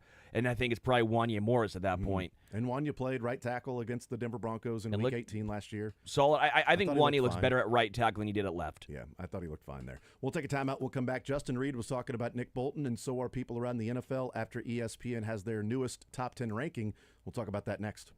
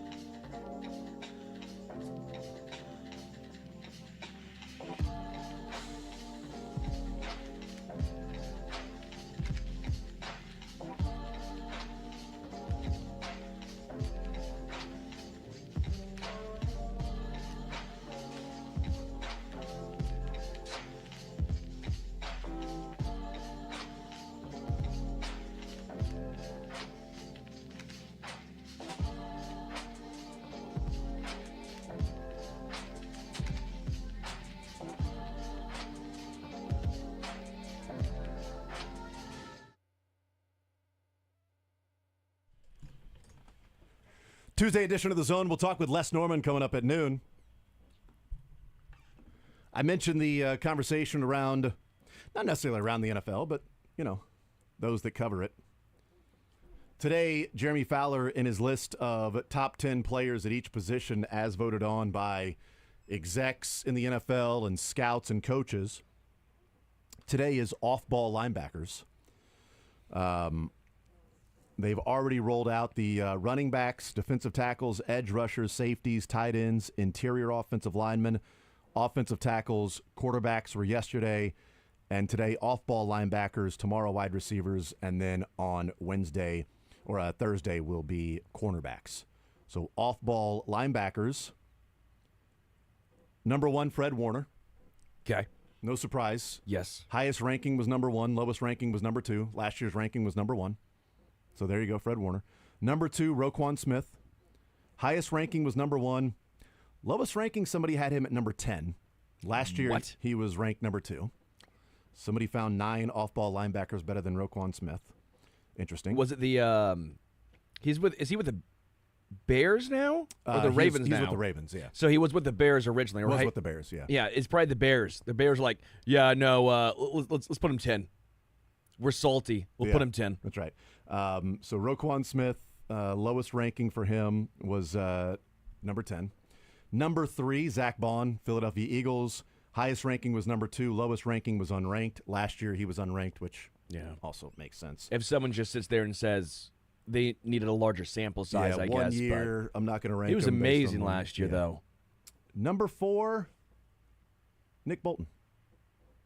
Wow. Highest ranking, number 2. Somebody put Nick Bolton as the number 2 off-ball linebacker. This is sounding more and more like the Bears. And that put him 2 and Roquan 10. And lowest ranking was unranked, which, again, I could see him not being viewed as a top 10 off-ball linebacker. Once you get past like the first 2, 3, or whatever, it's like, all right, we'll look through these others that are behind Nick Bolton and go, okay, I can see why somebody would say this person or that person. Last year's ranking was number 5. He's moved up to number 4. Jeremy Fowler writes about Nick Bolton. Bolton put together his most complete season in 2024, boasting career best in sacks, pass deflections, and quarterback hits. His game has shades of Warner's, a true field general whose leadership qualities were too good for Kansas City to pass up in free agency. Chiefs struck a 3-year, $45 million extension on the eve of the tampering period, a big step for a team that doesn't always keep homegrown defensive talent. Coaches say Bolton is elite at making checks or adjustments at the line of scrimmage. Quote, he allows the Chiefs to get all 11 players in the best call based on all of the information provided by the situation, a veteran NFL defensive coach said. Very much a coach on the field. And then Jeremy Fowler says, since 2021, Bolton leads all linebackers in stuffing opposing rushers at or behind the line of scrimmage with run defense snaps. Wow. Number 5, Frankie Louvu of the Commanders. Yeah. Highest ranking was 5, lowest ranking was unranked. Last year he was unranked. Number 6, Tremaine Edwards of the Bears. Sure. Highest ranking was 3, lowest ranking was 7. Or lowest ranking was unranked, excuse me. Last year he was 7th. Number 7, Levante David of the Buccaneers. Last year he was honorable mention. Highest ranking this year was 3, lowest ranking unranked. DeMarvion Overshawn, Dallas Cowboys. Yeah. Last year was not eligible because he was a rookie, so nobody was going to vote for him coming in as a rookie. Highest ranking was number 4, lowest ranking unranked, so Overshawn moves in that quickly. Dre Greenlaw, number 9 for the Denver Broncos, blah, blah, blah. Last year's ranking was number 9, even coming off the Achilles injury. Yeah. Highest ranking this year was number 3, and then number 10, Quincy Williams of the New York Jets. Somebody had him at number 2. Wow, He came in at number 10, but somebody had him very solid player as number 2. Honorable mentions, JOK, Cleveland Browns, Bobby Wagner, the Commanders, Patrick Queen, Steelers, DeMario Davis of the Saints, Matt Milano, Bills, Logan Wilson, Bengals, Jack Campbell, Lions, Olu Khan, Jags, Sherwood for the Jets, Zaire Franklin, Colts, Cashman, Vikings. So a lot of honorable mentions there for off-ball linebackers, and you could see where there's an element of beauty in the eye of the beholder with whoever is voting on these things. But it is interesting, off-ball linebackers, whether people like them or not, the NFL execs, scouts, and coaches combined have Yeah. Nick Bolton as the fourth best off-ball linebacker in the NFL. It is really interesting to me because I think if you asked and polled most fans, they're probably putting JOK ahead of and Patrick Queen ahead of Nick Bolton. Like I feel like that's the kind of the conversation, or at least the bucket. It's Zaire Smith, JOK, and Patrick Queen and Nick Bolton. I feel like those four are the four that I feel like I always see people talk about in the same breath, but they clearly value Nick Bolton way more, and that's what I've been trying to tell people. Is I value Nick Bolton more, not the Mizzou, not the Chiefs, but it is the intelligence factor that Nick Bolton brings. And again, I always say he's like Yadi Molina, where it's a lot of the things you can't quantify that makes him so great. But I think there were some surprises on there. I think Matt Milano, a little low, but again, the amount of injuries he has sustained is a huge aspect of that. Let's see what they wrote about Matt Milano. This is an NFL coordinator. One of my favorites when healthy. Yeah. He's so important to Buffalo, great communicator, great in pass coverage, can't stay on the field. Yeah. So there you go. And then Demario Davis, I think, was also I really like, but he's also old now. I mean, but Bobby Wagner was in that kind of same realm. I still think Demario Davis is very, very good, even at his advanced NFL age. Well, and one of the NFL coordinators, that exactly what you're talking about. Well done, Sterling. Says extremely physical. Get him on a back. He wins the matchup straight line. He's still great blitzing, smarts, instincts. Change of direction stuff is the issue at this stage in his career. Yeah. So that's with age. Yeah. You're not going to be as quick and explosive in your change of direction. But when you look at the money for these particular players, number one, Fred Warner, also number one in annual average value at $21 million. He's number two in guaranteed dollars. Roquan Smith is number two in annual average value, number one in guaranteed dollars. So 1 and 2, boom, contract and where they're ranked. Yeah. Zach Bond, number three. He's number four in annual average value, and he is number four in guaranteed dollars. Nick Bolton, number four. He is number five in annual average value and number five in practical guarantees. Tremaine Edwards or Frankie Louvu comes in at number five, and then Tremaine Edwards number six.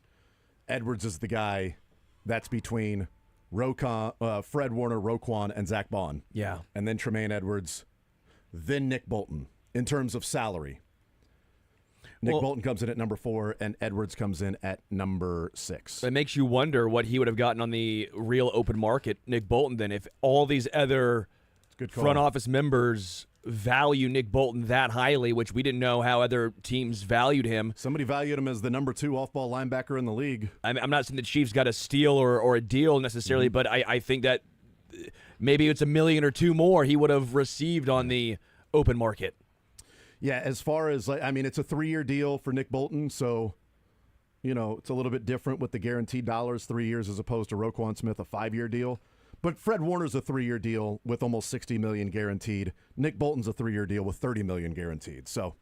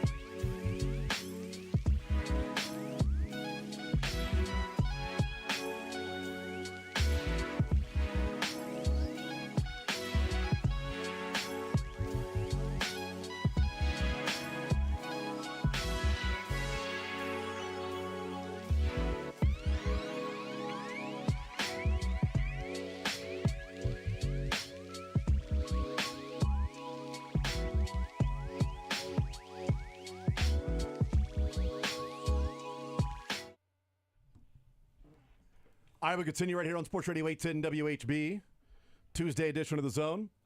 3 hours away from the deadline for Trey Smith and the extension. Keeping an eye on that, keeping track of that. Les Norman, our guest.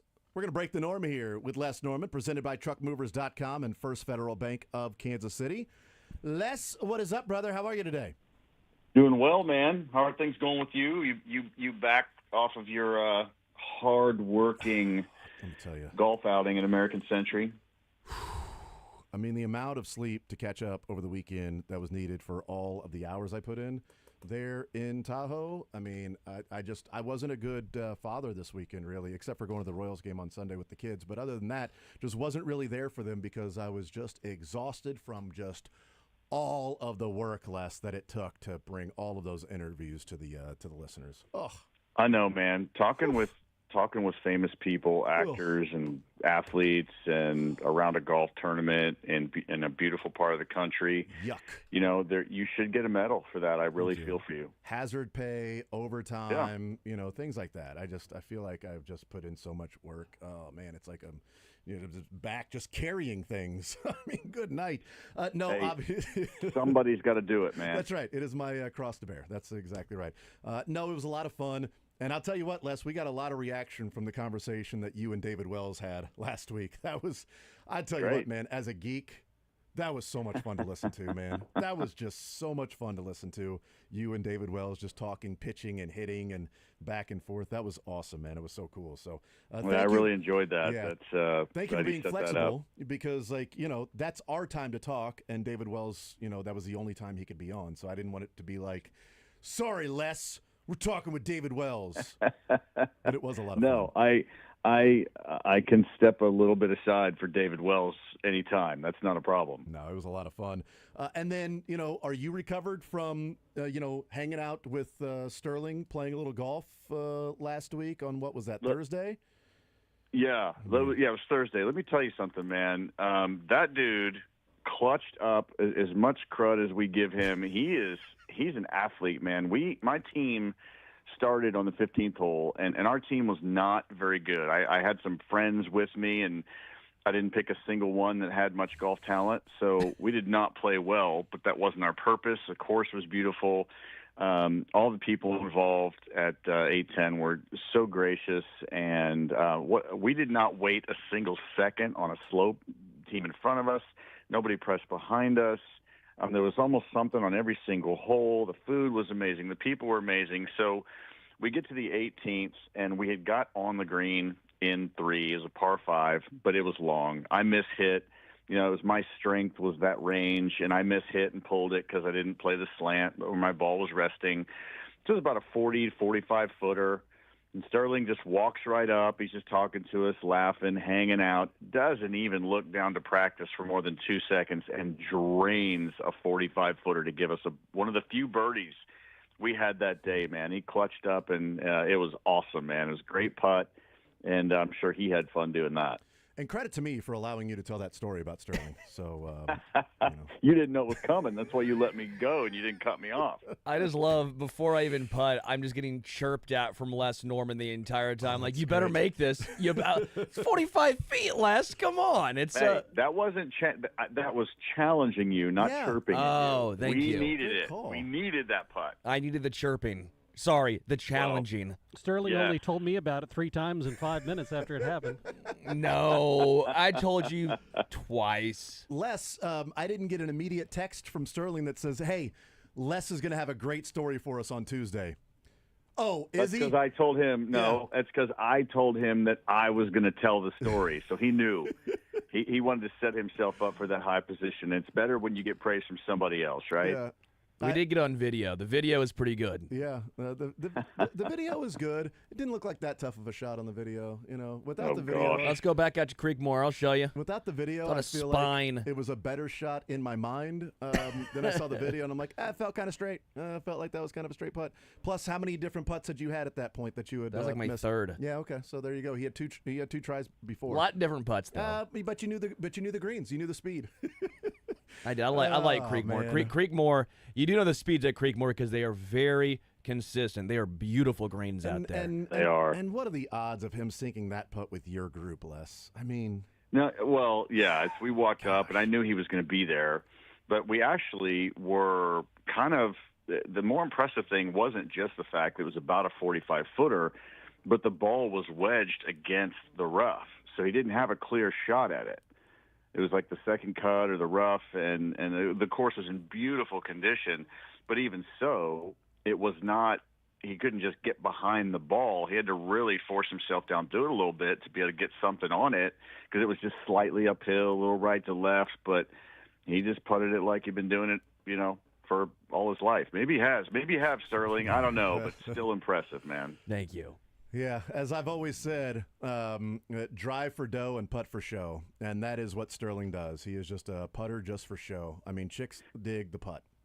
I think it was also because he was comfortable in his little extra short golf shorts he had on. Maybe that was it. They were nice, though, weren't they, Les? That's called an upper thigh tan, baby. I noticed them, right? You were throwing your quads out there. I'm down with it. If you got the quads, let it go. Skies out, thighs out. This is not a comfortable conversation that we're having right now. They might be even shorter today. You know what? Jason gets a nice look today at these bad boys. I'm not looking at all. Taylor Twellman could have used your putter there on Sunday at the American Century Championship in Lake Tahoe as he finished second to Joe Pavelski. And Taylor with a great showing, but, had a few more putts that he could have sank, and he might have won that thing. So could have used the ability to read the greens from Sterling Holmes there in Tahoe, but that was not the case. Les Norman is our guest, Breaking the Norm, presented by TruckMovers.com and First Federal Bank of Kansas City. Les, do you watch the Home Run Derby at all? Do you partake in that? Do you watch it casually, enjoy it? What's your viewing experience on a night like last night? So my boys were little. We watched it faithfully. Yeah. We would schedule around it. I mean, now again, 24 and 20. We actually had we've been playing our Monday night softball doubleheaders. Like we got scheduled at 8:30 every single week, and then last night they were 2 6:30 games. Oh. So, yeah, I mean, we played really, really well, which was fun. But I have it on my phone. But my pick, and I have witnesses that I'm related to, I picked Cal Raleigh to win it. And I will tell you that my highlight was the fact that Jazz Chisholm only hit 3 home runs, which means that he's only a tough guy in Yankee Stadium. That's right. I wanted. So we didn't watch a lot of it, no, because we couldn't. But not that I would have watched a ton of it anyway. So we joked in the first hour. Baseball Savant has park adjusted hits for every single player, so you can see if every single hit took place in this stadium, what their home runs would be. I would love to see Baseball Savant do a park-adjusted Jazz Chisholm home runs last night, because there were a few that were warning track power there in Atlanta, and Atlanta ain't exactly Yellowstone either. So that's why there was the heavy favorites were the lefties in the group, because it's easier to hit home runs to right field than it is to hit to left field in Atlanta. So I would have loved less to see the park-adjusted factor of how many home runs he would have hit in Yankee Stadium if the home run derby took place there. That'd be great. Yeah. I would have loved the park-adjusted fact of how many times he's threatened to fight somebody and then fights he would have actually lost. I tweeted out last night, Les, that Jazz Chisholm ended up with one more home run than he's had altercations with Michael Garcia. And 3-2. Yep. That's what he ended up with. So congratulations on that. Yeah, my 2 highlights that I had was Jazz Chisholm doing that, and sort of that Robinson Cano, Jazz Chisholm shaking hands, and then O'Neal Cruz hitting one 513 feet off the hotel in Atlanta to right center. Ridiculous, man. How can you generate 120 miles an hour exit velocity on a batting practice fastball? Yeah, you know what? That's a great physics question. I mean, obviously there's so much strength, bat speed generated, balance in that big frame. What is he, like 6'5"? Yeah, I think he's like 6'6", 6'7", something like that. Yeah, so I mean, even though he's super tall and lean, being so athletic and strong, I mean, he just generates a ton of whip in the bat, and when you get everything perfect, it just happens to go, man. He's a freak of nature and a specimen of athleticism. I saw this tweet last night, and I got to bring it up since the highlight was Jazz. It says, Jazz Chisholm's derby stats: 8 taken pitches, 3 home runs, 24 double plays, 17 pop-outs to deep infield. I love that. That's pretty good. When you have it's a home run derby, obviously you have a bunch of kids, and hats off to the kid that robbed the home run. That was pretty cool. But when you have a bunch of teenagers out shagging during the home run derby, and when Jazz Chisholm comes up, even they all move in.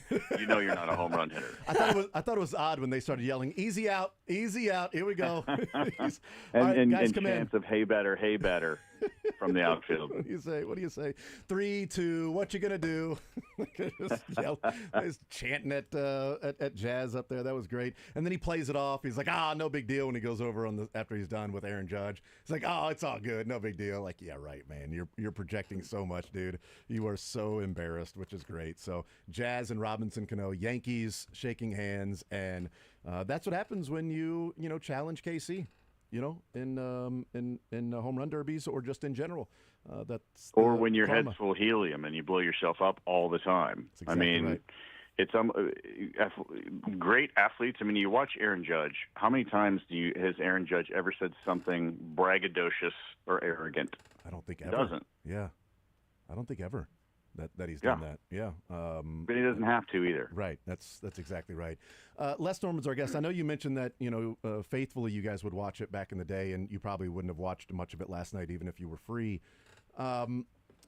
The NBA dunk contest has become something that I watch more of the 3-point shootout than I do the dunk contest, and that wasn't the case back in the day. Mac McClung is not a guy in the NBA, is not on the All-Star roster, G League guy, but they bring him up for the dunk contest because he's one of the most exciting dunkers that's out there. And he wins the dunk contest, even though he's not an all-star and not even playing at the NBA level, is a G League really good player. And so I bring this up only from personal, local, specific standards. For the home run derby, should it continue to be a rule that you have to be an all-star to compete in the home run derby? And I specifically mention that because next year's in Philadelphia, and it's a shorter right field, so 330 down the line, 369 power alley in Philly next year, as opposed to left field and the left center power alley being 400 in Philly.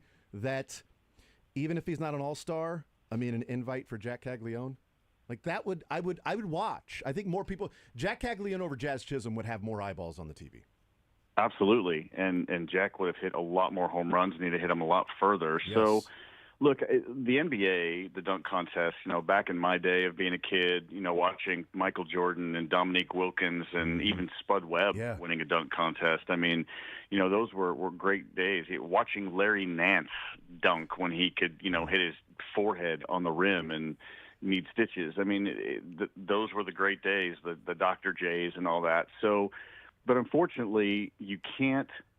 There's only so much the human body can do, and you can't reinvent. You can jump over people, you can set this up and all that. But look, the NBA All-Star Weekend has now become entertainment only. Yeah. It's not really about anything. And so if they bring that guy up, the G League guy, they're only doing it for the entertainment purposes. For sure. So I have no problem with that. Because again, the people are there to be entertained, not to watch some guy that doesn't want to hurt himself. So if the home run derby goes along the same route, Jazz Chisholm is not a prolific home run hitter, and I'm not just knocking on Jazz. I'm not a fan of his, but we're just talking about a home run guy. He's not going to be known as a home run guy. So, bring up a Jack Caglione and bring up some of those guys that just hit absolute missiles and bombs. Because, again, you're looking for the home runs. You're looking to be entertained, and you hear the crowd as somebody gets on a roll, no matter who's hitting. When you hit like 5 or 6 in a row and the crowd's just going crazy, at that point, they're not so much caring about who's hitting them. It's the fact that what you're doing. They're seeing an incredible athletic ability come to light that the majority of people can't do. So I'm all for a Jack Caglione type or any other team that has a home run hitter like that doesn't need to be an all-star. Get out there and take your hacks, because there's a lot of guys that don't want to screw their swing up and don't want to be in the home run derby. Yeah, I'd like for 1 year just like the stars to get together and say, all right, let's do it. Let's have some fun.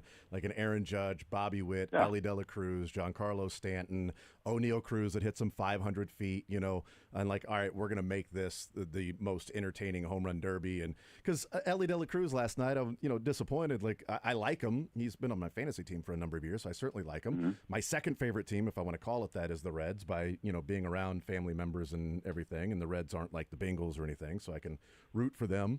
But like Ellie last night gets on the broadcast and puts a headset on, and they're talking to him, and they're like, "You ever going to be in this?" He's like, "Yeah, I'm going to be in it one day." He's like, "I know I can win it."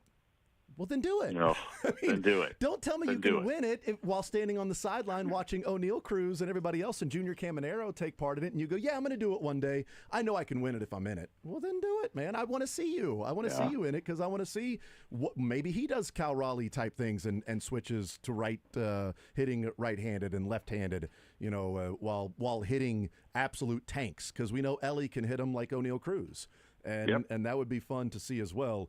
But yeah, I want, like last night, the takeaway for me certainly was Jazz. It was O'Neal Cruz hitting one 500 feet, and it was Cal Raleigh and the family connection with Cal Raleigh, that his dad throwing to him and his brother catching. It's pretty awesome. Yes, that was so cool. I mean, that's going to be a memory for a lifetime. I mean, imagine how proud you are as a dad throwing to your son and throwing to your son, and trying to keep it all together to give your son a chance to win it, and then he does win it. I mean, those are storybook moments that we'll always remember. Yeah. So yeah, Ellie, if you're going to win it, then put up or shut up. 100%. Les Norman is our guest. He's presented by TruckMovers.com and First Federal Bank of Kansas City, breaking the norm. I wanted to ask you another one, All-Star Game related. We may get into some Royals things in the second segment here, but Mizorowski, Grain Valley kid here in Kansas City, is an all-star, 5 starts for the Brewers. That has been controversial. Philadelphia Phillies upset about it. Chris Sale has talked about it. Now, I will give credit to almost everybody that has weighed in with frustration about it, has gone out of their way to say, this is nothing against him. This is not saying he's not deserving. Because, he's going to be a fantastic player and he's going to be a perennial all-star. This is more of the bigger picture of guys that have been there, done that, and have been fighting for their first all-star nod with years in the big leagues, that it should be more of that. Again, nothing against this kid. And in fact, I think Chris Sale and Trey Turner were like, well, I'm going to go up and talk to him and let him know that my comments have nothing to do with him, and I hope he goes and is, one of the best pitchers in baseball moving forward. It's just feeling like 5 starts is not an all-star. What do you make of this sort of conversation, controversy that Mizorowski got the nod over a couple of Philadelphia Philly pitchers that they felt were more deserving, or even some guys that have been battling a couple of years that have all-star worthy seasons as opposed to 5 starts in the big leagues? Yeah, first of all, the MLB is going to do what the MLB wants to do. I mean, they just are. I mean, again, I'm a Cub fan, but, like Seiya Suzuki, last time I checked, he's not on the roster, right? Mm-hmm. National League. And has almost 80 home runs at the break. I mean, that to me is a little bit suspect. And he's not hitting 220. I mean, he's, 270, 280. So I think he kind of deserves that. I mean, there's a lot of snubs out there. And so if the MLB decides they want to bring a young guy in after 5 starts, then they're just going to do it because they're going to do it. To start on the positive note, though, I mean, a local kid in the All-Star game, hats off to all of his family, all of his fans, everybody in the KC area that roots for him. Don't get lost in what the MLB and what some of those players are saying. Now, I agree with them. I agree with the fact that this kid shouldn't be on the All-Star team, not for any negative reason except there are other guys that have had more time. You know what I mean? Mm-hmm. That's like me playing on the All-Star team in my second season when I have a total of like 50 at-bats and I'm hitting 160. But they didn't have anybody else, so let's go ahead and throw him out there. Well, there's probably 100 guys hitting 210 that could have gone ahead of me. It's just an example. But still, for the local people, soak it up, cheer for your boy, celebrate it, and it's really cool for him, and I'm really happy for him. I hate the fact that it has to be in such a public arena that a young kid like this it's getting tainted for him. It's not right, but that's MLB's fault. That's not Trey Turner's fault or this guy's fault or that guy's fault, Chris Sale. That's not this poor kid's fault. It is absolutely MLB's fault because they put him in this position to create the controversy for other people that are not against this young man. They're just sticking up for their own players. And so the cool thing about that, though, is that it's going to help him gain some thicker skin as he comes into the big leagues, and he gets to go on the mound and throw 100 miles an hour and blow some dudes away. That's really cool. No, it's so cool. Yeah, it's awesome. So yeah, I feel for him. I'm glad he's there just because he gets the opportunity. There are other guys in the big leagues that probably could have been there, but it's also pretty cool to see a triple-digit dude on the bump, no matter how much time he's got. You know, a little or a lot. And hey, cheer for the young guy, cheer for the small town. KC's taken enough of its lumps over the season by not getting this guy and this guy from being mid to small markets. So, you know, just the local people can rally around him. Everybody can say what they want. I blame MLB for any controversy, but I just hope he has fun tonight. Yeah.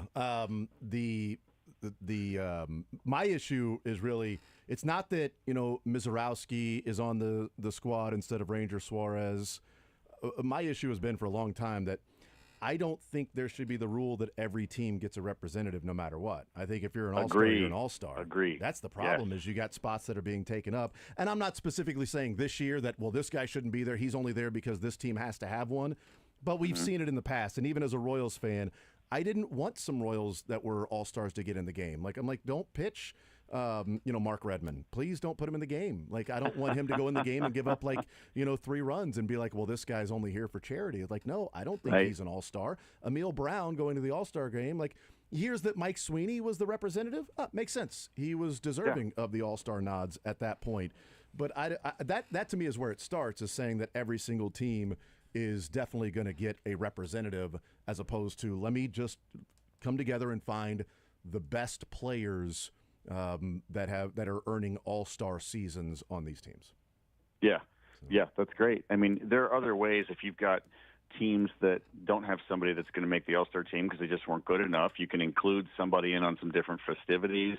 If you've got a banquet, you can maybe throw them in there. Or, you know what, maybe just don't even do it. Because, again, an all-star is something that has to be earned. It's not by default, or not because every team should be getting in there. I'm completely with you that if you're not, just because you're on a team that has a representative and you're one of the better statistical players on your team, but dismal stats, you're taking away somebody that had a great year. And what if they have an all-star game clause in their contract? Yeah, that's good. And I mean, the all-star game matters now with home field advantage in playoffs, right? Mm-hmm. And so it's a situation where, by that rule, you could be taking a key position away from somebody else that could factor into the game to give their team an advantage in the playoffs. And so I think they need to get rid of that rule. Visiting with Les Norman, Breaking the Norm, presented by TruckMovers.com and First Federal Bank of Kansas City. As far as the All-Star game goes tonight and just some of those representatives, we talked about this in the first hour, Les, and I think this is sort of indicative of Major League Baseball when you've got the international players and you've got the draft picks and you got high school, you got college, that, the old saying is, the scouts will find you if you're good enough. And what's really cool is, Mizorowski did commit to Oklahoma State and LSU, but spent 2 years at Crowder College and then drafted by the Brewers and is now up in the big leagues.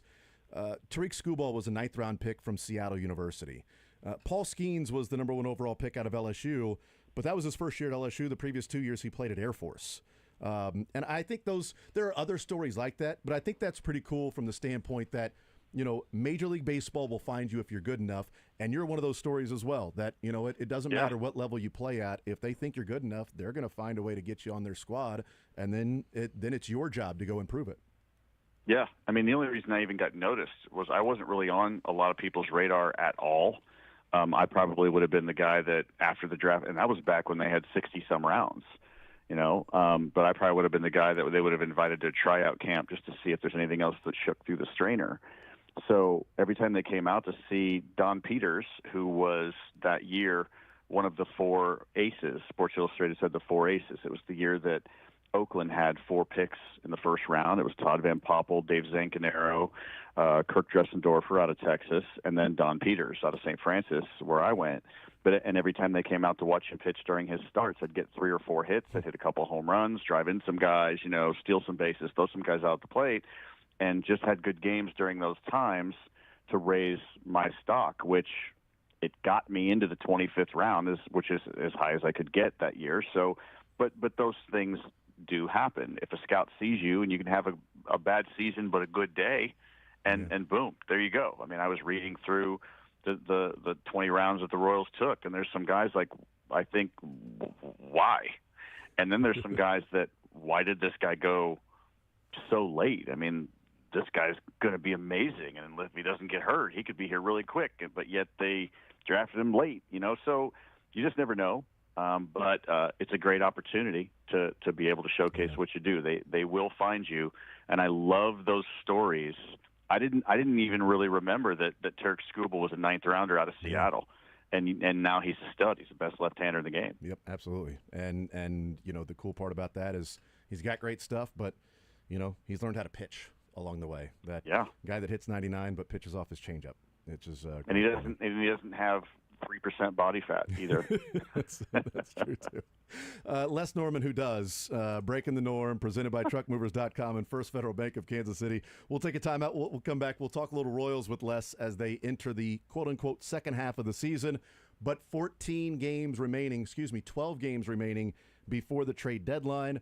We'll get Les's thoughts on what he would like to see the Royals do if they are going to be buyers, what maybe needs to happen on the field. We'll take a timeout. We'll come back. One more segment with Les next.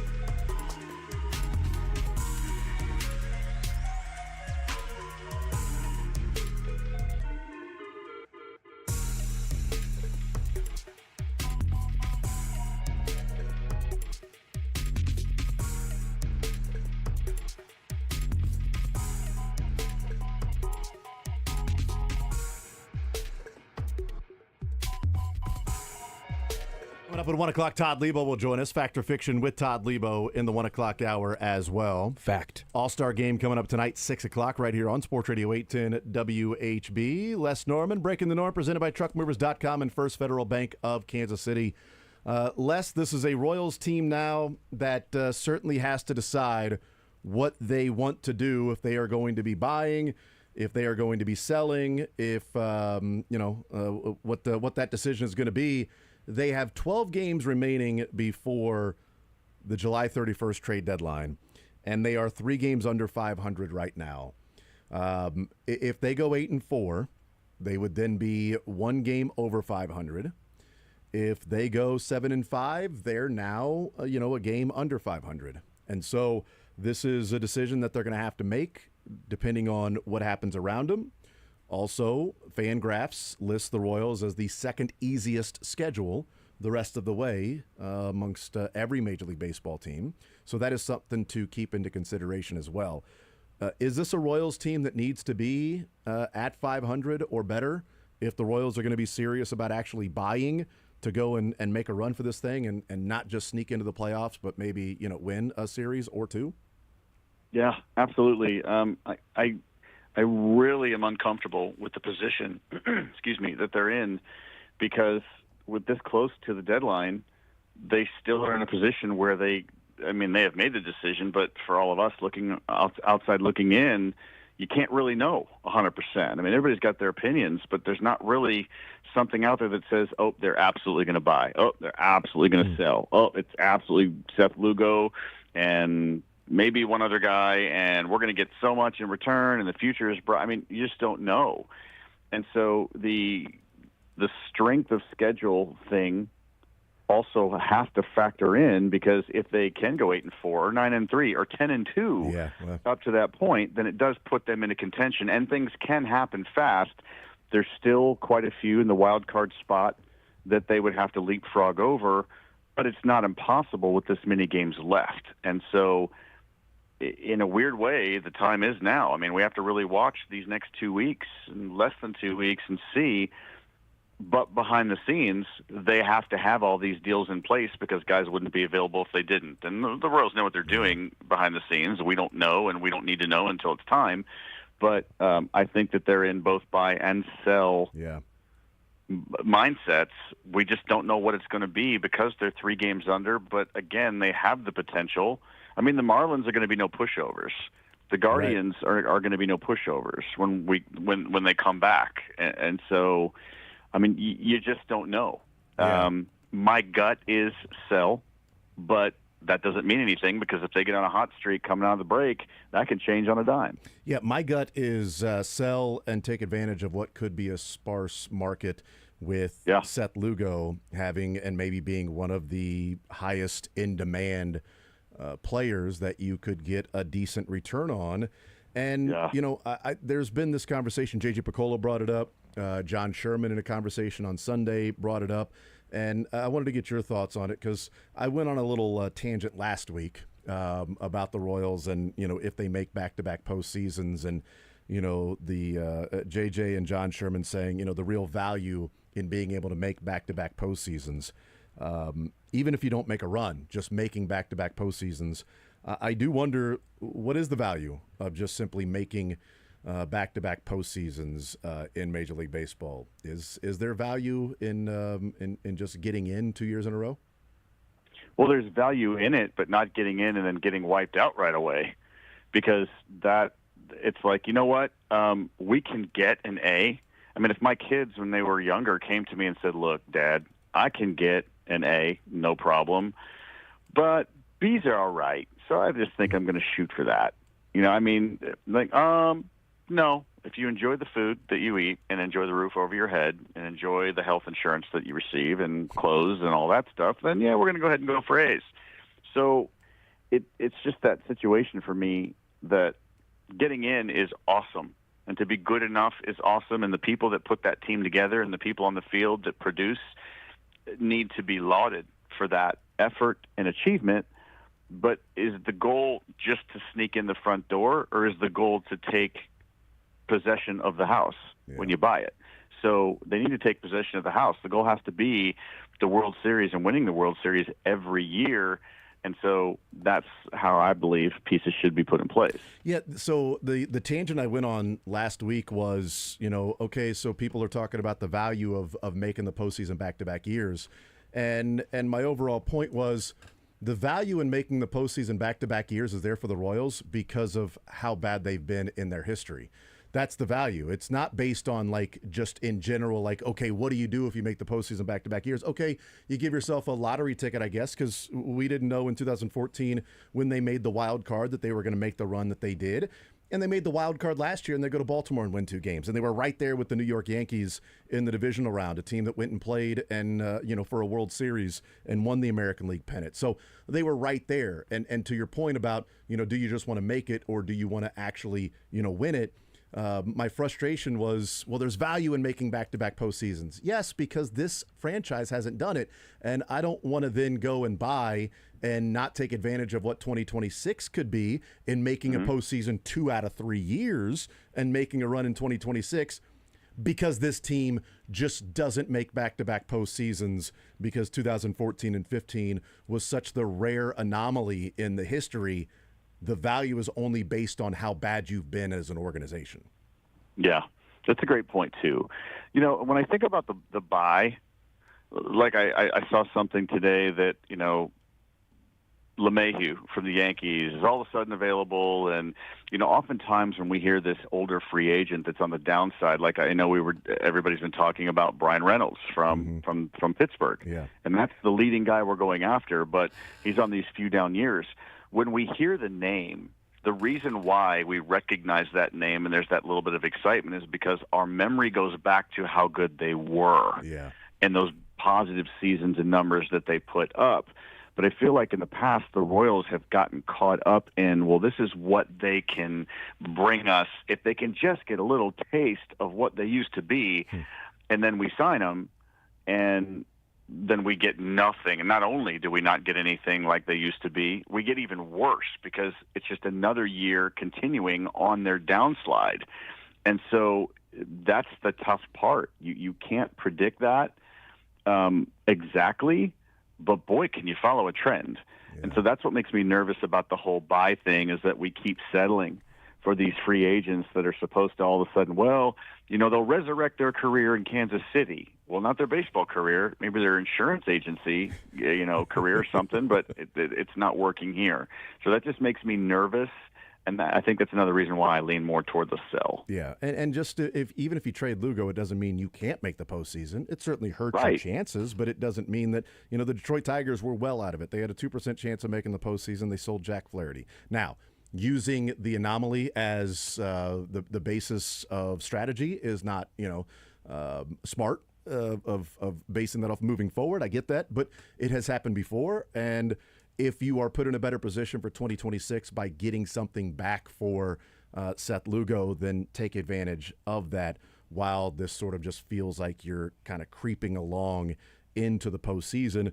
And last year, the issue that we talked about with not being able to make a run was that the offense wasn't good enough last year. Well, the offense is even worse this year. And so that's not on Seth Lugo. Right, absolutely. And maybe Seth Lugo would like to go and play in the postseason again for a different team. Maybe he wants to stay and is like, no, I want to finish this year and see what we can do.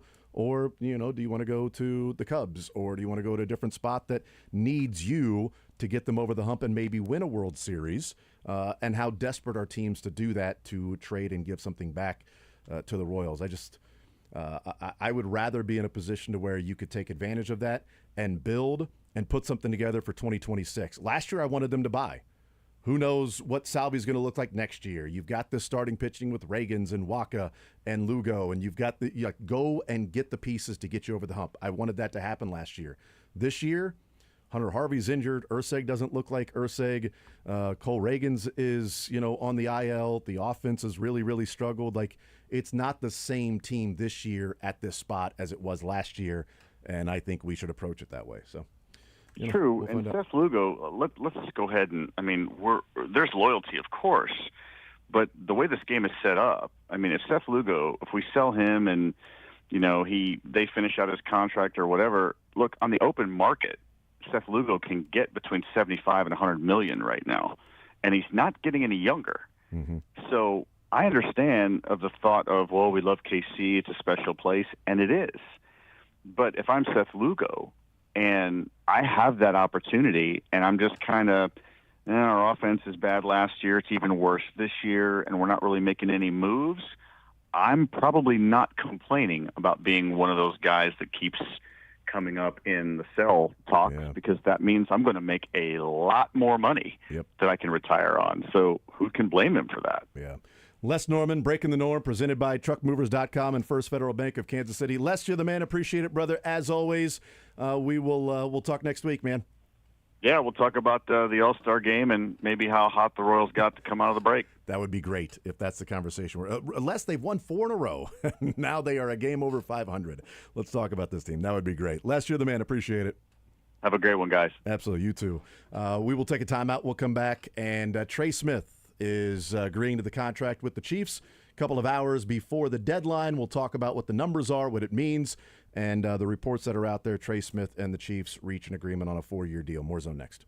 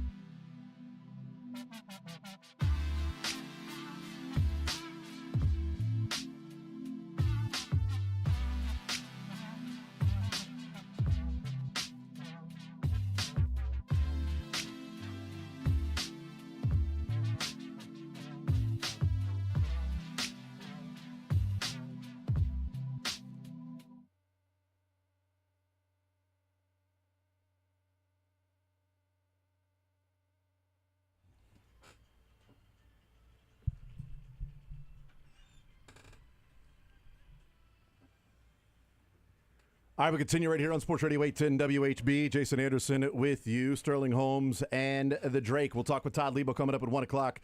News out of the NFL in Kansas City. Trey Smith signing the 4-year deal. 4 years, $94 million, $70 million guaranteed. Now, how does that relate to the other guards in the NFL? Well, you have to compare it to the 4-year deals, not the 5-year deals. So 4 years, $94 million, not a 5-year deal, because Robert Hunt signed a 5-year deal. Chris Lindstrom. Lindstrom, right. Those are 5-year deals. So Landon Dickerson is the highest 4-year contract of total value at $84 million. So it surpasses the previous high. Landon Dickerson signed it last year. It surpasses that by $10 total million in one offseason. The annual average value of $23.5 million is $2.5 million more than Landon Dickerson's $21 on a 4-year deal. And the guaranteed dollars for Trey Smith being $70 million are $10 million more than Quentin Nelson's $60 million guarantees on a 4-year deal. Again, Robert Hunt, 5-year deal. He's at $63 million guaranteed. Lindstrom and Robert Hunt, 5-year deals at $102 and $100 million. So that's more than the 94 for Trey Smith, and then the practical guarantees. Robert Hunt's a 5-year deal for $63 million. Quentin Nelson's 4 years, and the guaranteed dollars is $60 million. Trey Smith 4 years, $70 million. What the Chiefs essentially did here was the franchise tag that was placed on Trey Smith and 23 point whatever million dollars times it by 4. Yep, 23.5 times 4 gets to 4 years, $94 million. And they just said the first 3 years, we'll times it by 3 and guarantee that. I mean, $70 million, 23 slash 23.3, $23.4 million times 3 is 70. Yeah. So we're going to give you what we're paying you in the franchise tag. We're going to times it by 4, and the first 3 years we're going to guarantee. Now that we know what both Joe Thuney and Trey Smith have signed for, Yep. One, let me start off by saying I'm glad Trey Smith and the Chiefs were able to get a deal done. I hope Trey Smith and this deal works out. I hope that he continues improving, especially in the pass block side of things. But now we know, again, 4-year deal, which is basically a 3-year deal in the NFL, right, based on the guarantees. Mm-hmm. Well, that's what Joe Thuney has left in his contract. With the extensions, 3 years. Well, Joe Thuney is averaging about $17.5 million per year. Guaranteed dollars. Trey Smith is at 23.5. 23.5. So not only does Trey Smith have to be as good as Joe Thuney the next 3 years, he has to be $6 million better than Joe Thuney the next 3 years. This was my concern the entire time. It's not that I don't like Trey Smith. It's not that I don't want him to be here. And again, it'll be a sunk cost eventually because you can always re-extend Trey Smith at the end. You weren't going to be able to do that with Joe Thuney, which I completely will acquiesce and agree with. But if you're just going over these next 3 seasons, Trey Smith does not only have to be better than Joe Thuney, but $6 million per year better than Joe. And that's where my concern lies. Yeah, and if you're looking at the age, okay, so Joe Thuney's 33 years old this year. This is his 33-year-old season.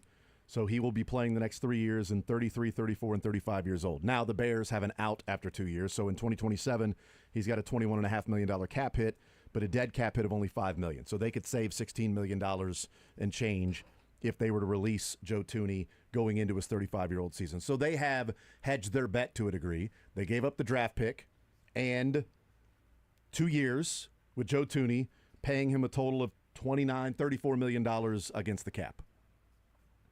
Or $50 million against the cap if they keep him in 2027 as a 35-year-old. But if he were to get injured as the age is getting up there, then they could get out of it after only 2 years. It's not a disastrous contract where you're going, good God, we got to pay this guy all this money and he's still injured. After 3 years with Trey Smith, you're talking about 26, 27, 28-year-old season. Going into his 29-year-old season would be the 4th year. We'll see what the out is, what the dead cap is versus the cap hit and how much money they can save. But it also might be to the degree that they created that 4th year and structured it in a way of cap hit and dead cap that they could restructure Trey Smith's contract in 2 years, kick the can down the road a little bit more, like they Sure. did with Joe Tooney a number of times before they eventually traded Joe Tooney. But here's the thing that we've talked about. If Joe Tooney walks after 3 years, if they move on, if something's going, he's not worth the, $29, $30 million cap hit in year 4 and not going to be adjusting it or just simply walking away with the dead cap hit that they would have for year 4. And Joe Tooney plays out these next 3 years better than Trey Smith on this contract, then you made a mistake. Then you chose poorly. You chose the wrong one. If Trey Smith is with you for the next 6 or 7 years and Joe Tooney's out of football in 3 years, and Trey Smith is playing at a high level 4 years from now, and Tooney is a 36-year-old that's walking away from football, well, then you make the argument that, okay, they did make the right decision because they still have Trey Smith around and Joe Tooney would be gone. So it'd be Joe Tooney and Trey Smith. Yes. But even from that standpoint, even if it's granted that they made the right decision because Trey Smith was still playing, even if that is the case, Joe Tooney would still allow you 3 years to find the next Joe Tooney. Yeah. Trey Smith does allow you 3 years to find the next Trey Smith, but just much more expensive than what Joe Tooney was as an older player. And Joe Tooney, before he got moved to left tackle, had a 91.4 pass blocking grade last year, which would have been a career high at left guard. Moved to left tackle, those numbers diminished because he was playing left tackle. Yeah. So his overall number of a pass blocking grade of 80 was still better than Trey Smith's at right guard, even with him having to play left tackle. So if you're looking at somebody to protect Patrick Mahomes, you got a guy who's a really good run blocker and who has to be an ascending pass blocking player. Which, again, we will both agree he was better last year. It was his best. It was his career high in pass blocking grade. Although one of his worst games was against Philadelphia with the good interior defenders.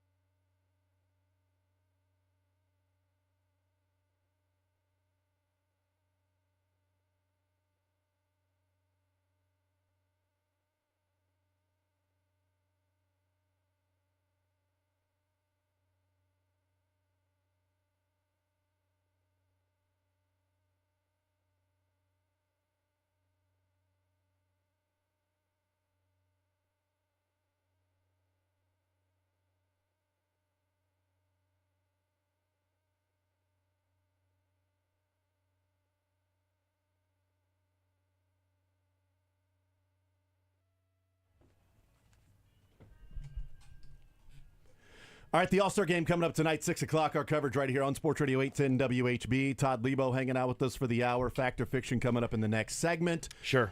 Trey Smith, a Kansas City Chief for at least 3 more years. Yeah. Fact. At least 2 more years longer than he would have been had he not signed the deal. Right. Also fact.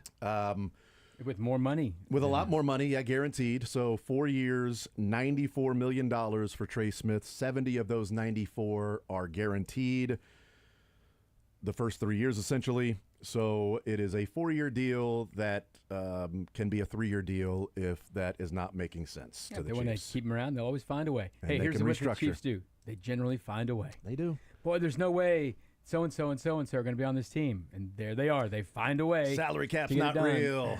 And Oh, it's real. Yeah, it's real. It's real. It's but- just not real if you want 1 or 2 specific players. Yeah. If you want 1 or 2 specific players, you'll find a way to get those guys on your team. And it may get real someday. Right. You know, maybe there'll be some other catastrophic thing in the world and the cap doesn't go up X percent in a year. They could come up and sneak up on them again or something like that. That wouldn't be great. I mean, Raj is talking about getting rid of the, quote, funny money in the void years. If you get rid of the void years, the cap becomes even more real. Well, it's still better for KC because they don't use those to begin with. They would screw teams like the Eagles or New Saints, Orleans or San Fran. I'm happy for Trey. Yeah. Because, you know, he's been around here for a while, but you don't really know lots about these guys. I chat with him a little bit in the locker room here and there, but I did listen to his podcast when he was on with the Kelsey brothers, retelling his story of his time at Tennessee. And, you know, we kind of forget, he dropped in the 6th round because he had some, blood clot thing. But I don't remember ever really talking to him about how serious that was and how, like, you could, like, maybe not be alive or something like that. Pretty scary stuff. So that's why he got, dropped all the way down to where he was, and the Chiefs took a chance on him, and it's all been good. And he's been a great player and has made very little money by great player standards in the National Football League. And now, even if he'd played on the franchise tag, he was going to make more money than he's made in his entire career already. Life-changing And now money. it's crazy life-changing money. And now it's generational wealth. Yeah, he's a very good dude who, you listen to those podcasts, he loves his hometown. He goes back and helps out there and, all of that kind of stuff. And he fits in so well with the guys. He and Creed are great friends, obviously. And, Patrick obviously loves him, right? And, Andy Reid loves his O-lineman. Yeah. This is just happy all around for me. Happy for him personally that he gets the payday. Happy he gets to stay here. Because, listen, a lot of people go get paid somewhere, but it's not here. Yeah. Sure, you go make some money somewhere, but you don't get to have the parade and all that stuff.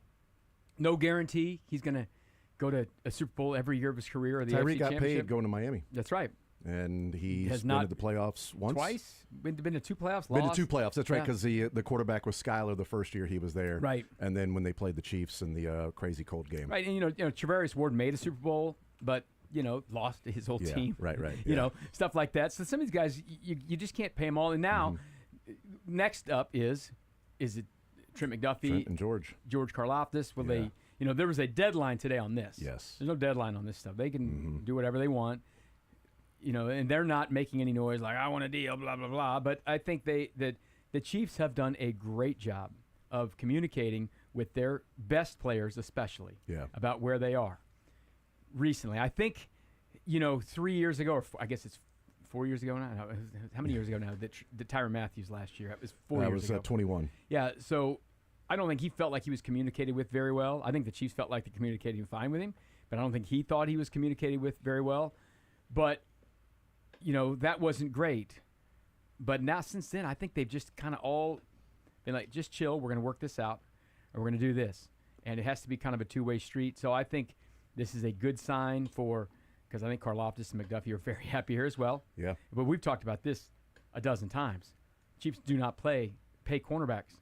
They don't do it. And we'll see. McDuffie has been the best of these players. 'cause They don't pay sinners Yeah. until you're the best Until at. you're the best. Yeah. And they don't draft cornerbacks very high until McDuffie was there. So McDuffie might be the one that breaks the mold of what the Chiefs have typically done. They had a first-round cornerback before. He was not going to get a long-term deal here, Marcus Peters. He played a little bit different than what the Chiefs would have liked to see him play, especially a Spags cornerback. Yeah, that and would not have fit. and didn't act. Yes. You couldn't be more night and day on how to act. Right. But, we'll see if it happens. Can they sign all of these players? I don't know. I mean, it's going to be tough. Trey Smith today, and we already knew it was going to be the case because Brett Veach saying that Trey Smith is come up to the end of his contract, even though he's only halfway through in theory. They're going to save $20 million by Juwan Taylor, you mean? Sorry, Yeah. Juwan Taylor. Sorry, thank you, Juwan Taylor. They're going to save $20 million by releasing him at the end of this year. Yeah. So they're taking their medicine this year with This Juwan year. Taylor at $27.4 million cap hit, and so next year is the same cap hit, but they'll save $20 million.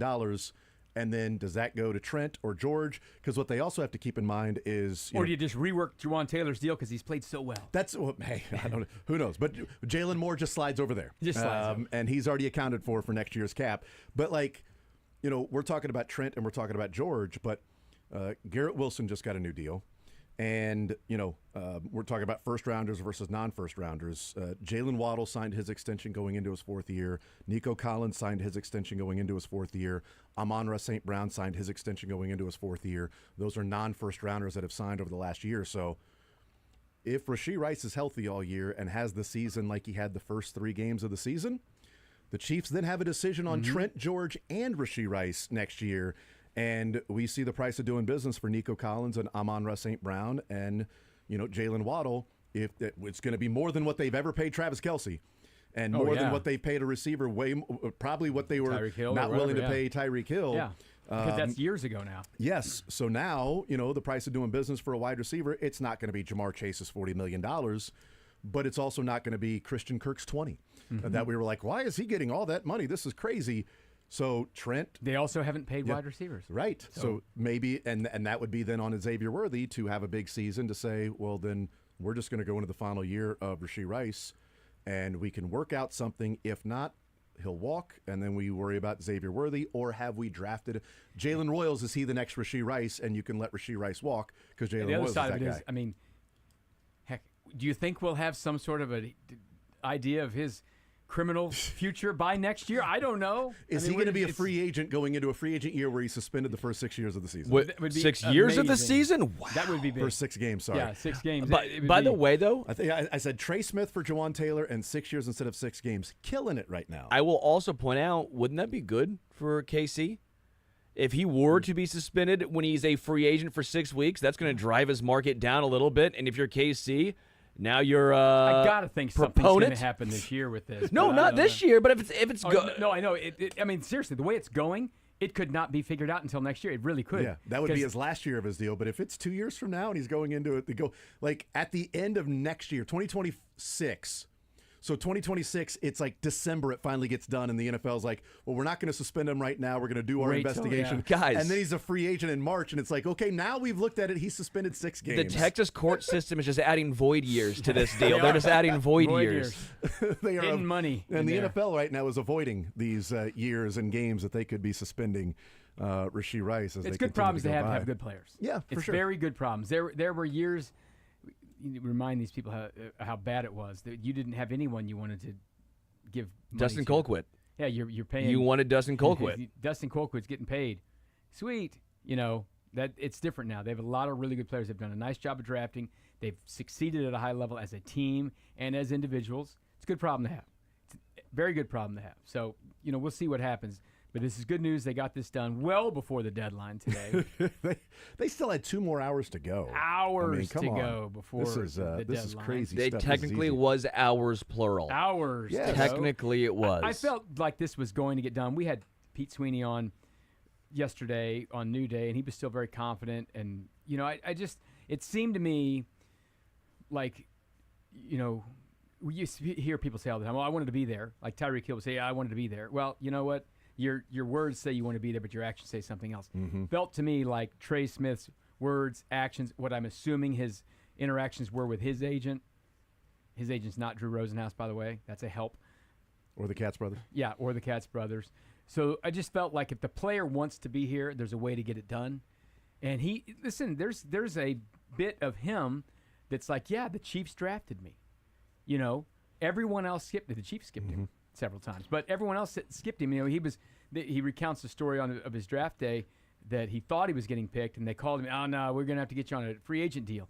Well, then like 5 minutes later, the call comes in. It's actually the Chiefs wanting to pick him. Yeah. So he got pulled out of the big pile of players who could have been, UDFAs and all this stuff, and he got selected, and he came here and wowed everybody and got to start from day one and all that. He's earned all of this. So I think there's probably, I don't know if there's some sort of loyalty discount or hometown discount. He's going to be the highest paid player. But he probably didn't squeeze the last nickel out of every little bit here, and they didn't hold out and didn't let this thing drag through the season. He wouldn't worry about this during the season. Yeah. I don't know how much left on the table. I mean, it's $2.5 million per year more than the next guy. I mean, this is $70 million guaranteed. Next closest is 60. But who knows what their first offer would have been like? We went 7 years. I mean, you don't know, right? No, I get that, it's but a lot of money. Or And we'll give you 4 years and $80 million.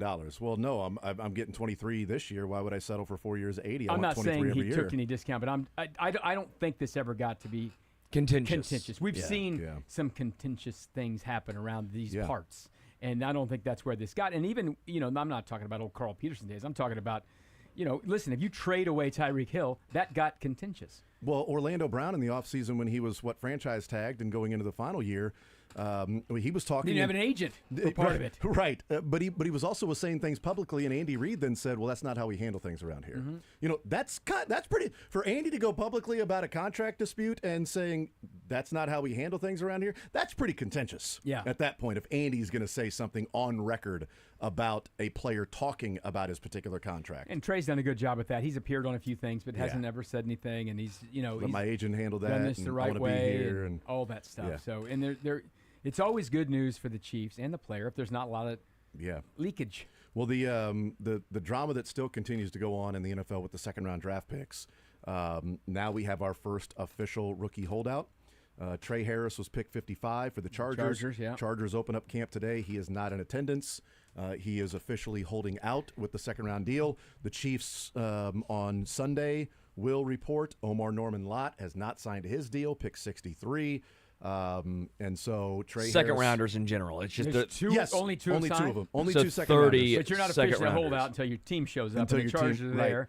But are you officially a holdout if you are a rookie and haven't signed a contract? No, you're not you a can holdout still- until the team You can is still there. show up. You can still yeah. you can still be there. No and- one and- will be there without a contract Yes. at this part. Right. You can still be there, but it's just not smart for you to show up without a contract because you're not under contract, so you can't be fined. This at this point. is going to be a big I'm just here challenge so I for the don't get league fined. Yeah. to not appear to be colluding in some way.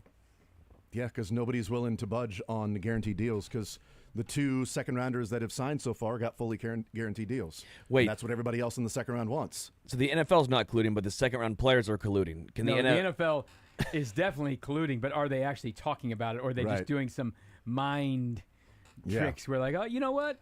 Stand by what these things are. Have they discussed it? When do the Is there a open camp? what Signal? Can is we- Is that the app that the people got in trouble with for sharing war plans? Is there a Signal text chain with all these guys? Even the Chargers owner and the It could be on WhatsApp, right? or the Chargers GM, was it Chargers owner or Chargers GM and the Arizona guy just texting back and forth? Like, God, I thought we were signing these guys. Oh, we must have not checked the notifications. I don't know.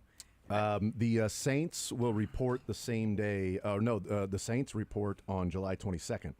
So that's the first day of the Chiefs' actual practice. I bring that up because most people are viewing the second round being held up because of Tyler Shuck, the quarterback with the Saints at pick 40. That wants a fully guaranteed deal. And There are different rules for quarterbacks Right. and others. That's but the the thing. players in front of Tyler Shuck are not going to sign if number 40 is going to get a fully guaranteed deal. They want to get a fully We want a guaranteed fully deal. get a guaranteed deal. And if number 40 is going to get a fully guaranteed deal and I'm number 41, I may not get a fully guaranteed deal, but I want 90%. And then so on and so forth. We can trickle down after that. Well, unfortunately, the Saints report on the day that the Chiefs' actual first practice is. Yeah. Because the Chiefs play before the first day of the Now, he's first, game of the been season. at all the OTAs that I've been to Yeah. and everything. So, listen, once again, the NFL, in my opinion, for us, the teams, the players, and all that stuff, has been a better place the last 14 years when they've stopped most of this holdout stuff. Yeah. Okay? Ain't nobody going broke in the second round or third round or fourth round. You make the team. The average minimum salary has gone through the roof since back then. Listen, I know you want to have everything guaranteed. This ain't baseball. Baseball shouldn't have everything guaranteed. Correct. They shouldn't. And the NBA contracts are getting insane. But these guys in the second round, they're going to be part of the team and all that stuff. But this is freaking important to be at training camp if you want to go be a player on these teams. And they all want to go. And then, listen, if you get fined, now you can start getting fined. You haven't gotten any money yet, really. No, your agent probably loaned you some money that you have to pay back and blah, blah, But blah. if he's not under contract, he won't get fined. Right. Yes, So but you won't have anything. But you still don't have the money You won't have that anything. you get for signing your contract. And also a guy like Omar Norman Lott that was a rotational player probably needs the reps in training camp. Absolutely does. So good that he was there at OTAs and minicamp and everything, but he's going to need the reps at training camp too. And here's another part of this. I haven't talked to Tyler Shuck. I don't know. But Tyler Shuck went to how many schools? 3 or 4? Two or three. He was at Tech for a bit. Yeah. He was somewhere. Was he at like Oregon State or something? He and then Louisville? is. We remember this soundbite we played. Oregon, Texas Tech, Louisville. The soundbite we played from Dave Merritt about the NIL babies. Yeah. Get in the room. This is somebody who has already been paid at more than one school, right? So now he's got this little business sense, probably a bit of sense of entitlement.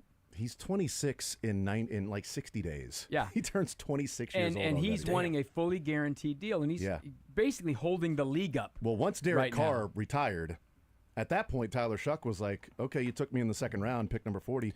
I want a fully guaranteed deal because I'm going to be your starting quarterback. Who had money on Tyler Shuck holding the league up? holding the Not league me. hostage? Not me. Not me. No. Who would have thought? Not me. Who would have thought? Look at us. Who would have thought we'd all figure out how to say this guy's name? Yeah, right. Who would have thought that Shough, we would talk about him so much as say holding the league Shuck. up that we would know how to pronounce his name being Shuck. Tyler Shuck, not Shuff, not Slough. Shao, not Shug. Shuff, Shao, Slough. Tyler Shuck. So, it's. I think we're going to if we go down this path and they don't collectively bargain this about guaranteed contracts or whatever picks through whatever. I mean, they've done this already. They said first round picks get this, right? And to get that you lose a year of free agency because they own your rights for a year. If they want to go collectively bargain that or something, that's fine, whatever. But like right now, this is the hill that Tyler Shuck wants to die on, and we'll see if the Saints buckle on it or if anyone else buckles on it. But I think there's at least a little part of this that is a byproduct of this guy's been a free agent already in his career, Yeah, a couple times. Couple times, yeah. By the way, Tyler Shuck is going into his first training camp his rookie year. He crossed paths in high school with Cody Bellinger. Of course he did. Why not? What? They went to the same high school at the same time. Who's older, him or I used to always do the Andrew Wiggins, where it was who was older, and it was like somehow Andrew Wiggins been in the NBA 8 years, still younger. For a long time, you could do that with like Lamar Jackson. Lamar Jackson's very young because he was a true. He's 28 now. He just turned 28. He just turned 28 years old. Yeah. And this guy's 3 years younger. And Lamar Jackson's won 2 MVPs. Been in the league for how many years? Yeah. You know what I mean? Yeah. So there's lots of those guys around. We were making the joke down at Media Days. Jalen Daniels is 6th year in college, and he's still only 22 years old. Wow. Because he was 17 when he got to KU, so he's going to be 23 in September. Dion brought a 17-year-old quarterback from that's right. Georgia, and then like a 24-year-old. Because this other guy who's in there from somewhere else, and that's That what was it is. 11 when the other guy was a senior in high school. It's like it's pretty wild. I mean, we crazy. had the Portier, the kid on from Miege. He's 6th or 7th year. Yeah. But these guys, I think we're going to see this. These guys are used to doing this a different way, and you might not get. And listen, have they been exploited their whole lives in college? Sure. Has the NFL been exploiting 2nd and 3rd and 4th round picks? Sure. Exploit me, okay? I think that's how most of the public would feel about this. Yeah. Now there may be some hard and fast guy, get all you can, whatever. But if you're going to exploit me to the tune of, making hundreds of thousands of dollars, doing something that you purportedly love because you've been doing this your whole life. I know it's dangerous and not all that stuff. I'm not saying it's some dream world, but I don't like where it's going back because it was ugly and bad for years until they figured this out. You know who Tyler Shuck? And the baseball draft was freaking terrible. Yeah. They would go back in the draft, they'd hang around for a year, and Yeah, that was bad. it was terrible. Get to the A end of whole August, year. and it was like then. No, it was the next year. The next deadline year, was 'cause- the deadline That's used right. to be midnight the day before the The day draft before started the the next draft. year. So stupid. You Yeah. guys want to know how old Andrew Wiggins is? Yeah, like sure. 26 now. He's 30 now. Oh, is he 35? 11 years in the NBA. Entered his 12th year in the NBA. How about LeBron being 40 and he's been in the league for everyone's lifetime? He is 2 years older than Joe Burrow. It's crazy. Andrew Wiggins, 11 years in the NBA, 30 years old now, 2 years older than Not Joe that Burrow. much older than Tyler Shuck. Yeah. He's Tyler like Shuck, not even in the Tyler league yet. Shuck's- Andrew Wiggins is like 6 months older than Patrick Mahomes. Tyler Shuck's first 2 years in college. You know who he backed up? It was Bo Nix. Tech, right? It was No, it was at Oregon. at Oregon. Bo Was it Nix. Bo Nix or No, no? Justin Herbert. Oh, Justin Herbert. There you go. His first 2 years in college. And then he went to Tech. He was behind Justin Herbert. Yeah. He spent 2 years backing up Justin Herbert. NBA ones that will never cease to make me I know, it's amazed crazy. because those guys come out so young. Yeah. Well, 11 years especially in the get league. Like, how old's Luca? 25, something like that. Been in the Yeah. league, he's Right. 6 years or something. Yeah, Devin Booker's making 70, and he came out as like an 18 and a half, 19-year-old. Rafael Devers been in the league 9 years. He's 25. He's 26 now. Yeah. I mean, seriously, how old's Juan Soto? He's very young still. Like 26 years old. Yeah. He's been, a young been in dude. the league for 8 years. Yeah, $500 million. All right, how old is Juan Soto? 26. Fact. Fact or fiction next.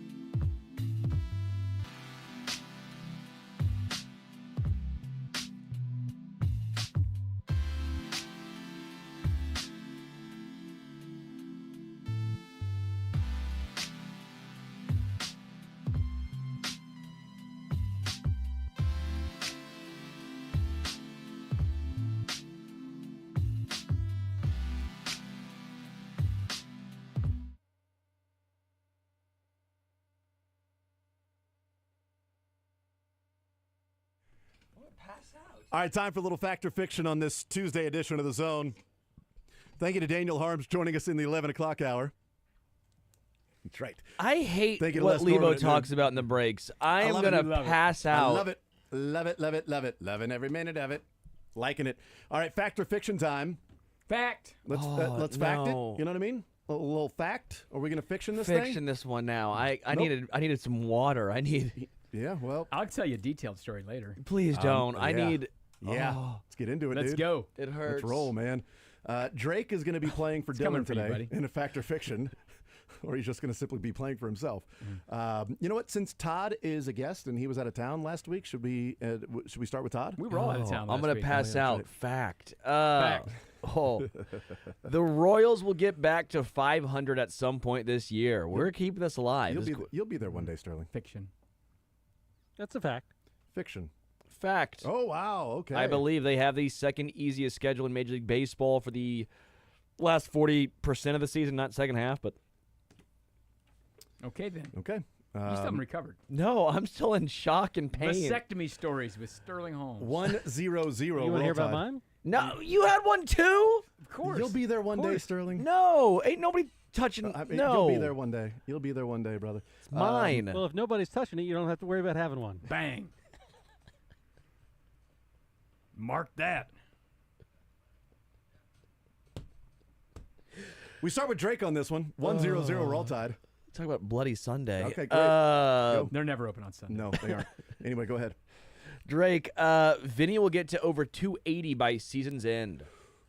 Ooh, yeah, I think so. That's a fact. I think so too. I'm gonna go fact. Yeah, fact. Yeah, it's a fact. Okay. He's at 272, I think, last I checked. What a cold start. He's been really Yeah, solid. 272. I thought 280 might have been low, but that 285 was a little high. He gets a couple points on his average just for the tweets last night, right?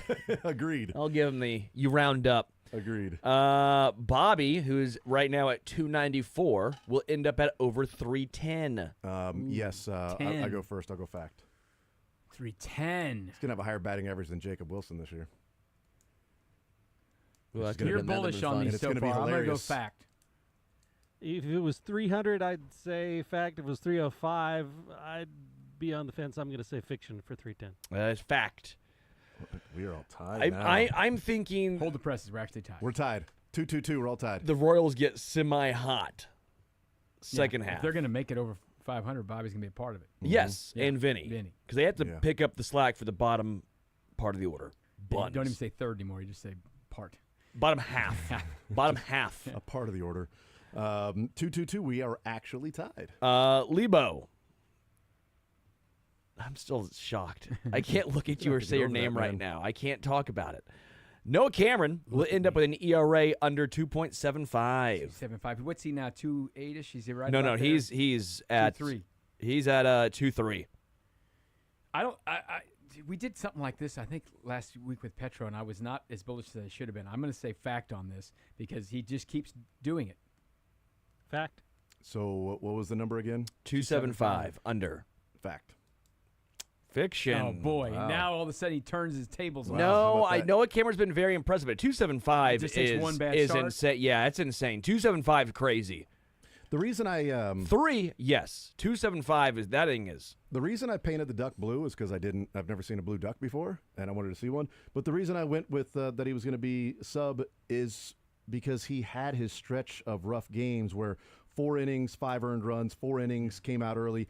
They're not playing the Dodgers again. 5 innings, 6 earned runs, Or the Yankees. and now he's had back-to-back starts, 7 innings, 2 earned runs, 6 2/3, no earned runs. And So he's somebody sort just of told me the bounced Royals have back. an easy schedule. Yeah, exactly. My point is Michael Walker I has think been. you had that written down as fact, and you wanted to get us. Yeah. I was going to show you, but then you would have seen the rest of the questions. Okay. Oh, sure. So I can't. Yeah. So by the time he can show us, he's already typed it and erased it and I would never do that. I'm an honest man, okay? As a golfer, You should I'm an print honest these out man. like Corey did. Yeah. I don't have access to the Paper. printer. Oh, you don't?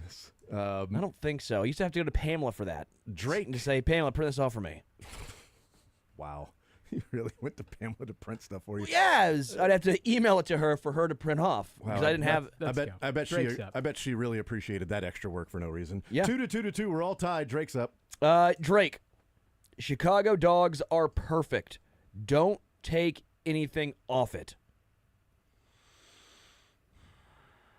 You're going to say fact. I think it's fiction. I don't need the onions and the pickle on there. I think you might like all these things, but there's got to be something you don't like. So it's fiction. Fact. Oh my God! Of course you would. Good job, There's only Drake. about 3 things I'd take off. Drake there. read it. I correctly. love Chicago dogs. They are so good. If you put ketchup on a hot dog, you're a Yeah, psychopath. but it's not. The I don't like the Chicago dog pickle. is putting the Pickle's pickle, great. the onion, all of that. The stuff on tomato. dog. Yeah, I just Oh, the celery salt. Oh, give baby. me some mustard and relish and call it a day. Oh, no. Chicago dogs.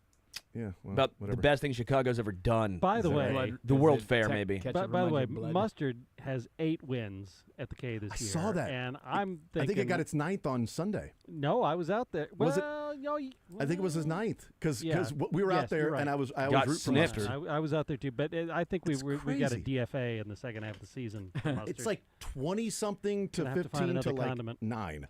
Is It was barbecue crazy. sauce. First name Hunter. Barbecue sauce is going to have to get a shot at this. This That one was good. Yeah, why isn't barbecue sauce? Yeah, this one was pretty easy to handicap because when they was the little Is it rough it looking was, it was mustard? the little derby. Yeah. So they showed ketchup and ketchup was like, "Hey, what's up?" They showed mustard and mustard was like, "Let's go." And then they showed relish and his face was halfway down the relish thing and I'm like, Yes, "Well, I- that's last." Yeah. So it's red versus yellow and yellow was pumped. Ready to go. Let me get mustard. He's going to It win was this close, though. Ketchup made it one. close. Yeah, ketchup did make it close, but yellow came out firing, right? And relish was just in the back trying. I'm like, that didn't even fit. Don't fall down. That guy's toast. 3-2. We're all tied. I'll go first on this one. Jason, with Kershaw being the little all-star legend selection, I like the all-star game legend picks. Fiction. Fact. I think you like it. Fact. Mostly fiction. Oh, I like that. Okay, Mostly fiction. I'm going to give myself mostly a full point. Yeah, you get like 0.75. Nope, I'm giving myself a point. You'll like it when Salvi gets in sometime. Yeah, I will like that. And that was part of my thought process because so far it's been 3 guys: Miggy, Albert Pujols, and now Kershaw. I don't like it because they didn't really earn that spot. Well, But like I also everyone get it else from earned the their spots. but that's kind of my point. Is like Trey Turner's pissed about Clayton Kershaw. Chris Sale is like, why are we doing this with Clayton Kershaw here? But that's kind of my point is I think it's silly, but also if Jacob Mizraus is going to be in after 5 starts, then yeah, I guess if it's just for the Exactly. fans, then I guess I'd see a 40-year-old Kershaw or Pujols in there. I don't know. If you do it, you are then required by Major League Baseball. You are not allowed to play the next year or ever again in your Yeah. career. That's your final You have to- year. you have to if retire. you I'm agree cool to with it, that I know, because but I'm saying if you because agree to it- Miggy played another year. yeah, right. After that, right? Right, Or and- was it Pujols that played one more year? One of them played one more year after that. Well, next year at Tahoe, I'm going to tell Pujols you're pissed at him. Yeah. Fine. Tell him to his face. Show a picture of you to him. Say this guy's mad, and if he sees you, he's going to let you know. Bang. He's not. 3-2. We're all tied. Halfway through, we start with Todd on this one. I'm ready. Todd, I am not ready for that. I'm still scared. I am now over 5 on a scale of 1 to 11 on panic level on Jack Caglione. 1 to 11. Okay. 1 to 11. Take get it it. to 11. Ours goes. Why don't you just Over make the other 5. ones higher? But this one goes to 11. Fact. Over a 5. Wow. Got to see that in theaters a week or so ago. Oh, so that's right. Nice. I'll say it's a fact. Fact. Fiction. Oh, darn it. We are Over off on this one. 5. I'm at like a You're 4.9. right at 5. 4.9. We are off on this. It's 4-9. 3-2, and we're 7 in. You guys are struggling. We're like mustard at the K. Yeah, all right. I know. Or relish on Sunday. That was bad. But yeah, mustard is getting lapped 2 or 3 times. All right, Drake, we start with him. 3-2, all tied. I am nervous You are. about how the Trey Smith contract's going to play out. It's sure sounded that way in the last couple segments we've been talking about it, so I'm going to say fact. Yeah, fact. Sure fact. Yeah, fact. I'm Sure fact. that's a lot of money. I like Trey Smith a lot, and I'm happy for Then it him. is your money. It's not my money, but No. I would maybe spend it elsewhere And as we know, it's Yeah. definitely your money that they're spending. because they don't use void years. Kickers and stuff. 4-3. Yeah, that's what I paid a very highly paid punter. Yeah. Yeah. No, I'm hoping it works out. I'll go first. Jason. Yep. Now we know about Joe Tooney and Trey Smith contracts. I would have stayed with Tooney over Smith. That's a heavy fact. Yeah, that's how you feel. Sure, Yeah. fact. Yeah, fact. Yeah, that's fact. Yeah. That's $6 million difference per year Yeah. for the next 3 years. That's 18 mil. Probably gonna Could have gone Played at really high level McDuffie next 3 or years. Karloftis. Same age guys and everything. Yeah. Well, no, it doesn't matter. It's only been the 3 years. Who cares about the age if it's a 3-year contract? That's all we're comparing. If they end up signing Trey Smith to another contract after this one, then we can have said conversation yet again. Okay. I know when Remember that. Get back to me in 4 years, Yeah. and we'll have this conversation. It's weird because when I get one wrong and then I start giving my take, you guys go, you're not going to get the point back. It's wrong. Just move on. But I'm yet just being but Sterling snide. gets here. But Sterling is just getting able to give us a full take there. It's my question. It's my question. Last 3, it's 5 to 5 to 4. We're all tied. We start with Todd. Leibs. Yeah. The Royals will have at least 5 games of multi-homers at home this year. They have 1 now. They have 2 now. But it's hot. Yes. This last week, you're bullish on the Royals, and you're not worried about Jack Caglione. Fact. Ooh, yeah. I'm worried about Jack, but it's not to Not that level. 5. Yeah. 4.9. I like it. I'll say fact. Yeah, I think it's a fact. Yeah, fact. I probably should have gone higher. I originally did this after they had 1, and then they got that second one back-to-back games. I'm like, shoot. Well, do I make it 7? But I think 7. I don't know. We'll see. 1-5. All right, you all got a point. Captain Quint, Jason. No, Drake. Yeah, Drake's up. Drake's up. Good, because I don't know what that is. Captain Quint should have lived in Jaws. Jaws. Oh, yeah, duh. Jeez. Fact. And how was he not nominated for an Oscar for that performance, by the way? Incredible performance. Yeah, I'm going to say fact, too. No, fiction. He had to die. Fact. No, he shouldn't have died. Captain Quint was awesome. He's a badass.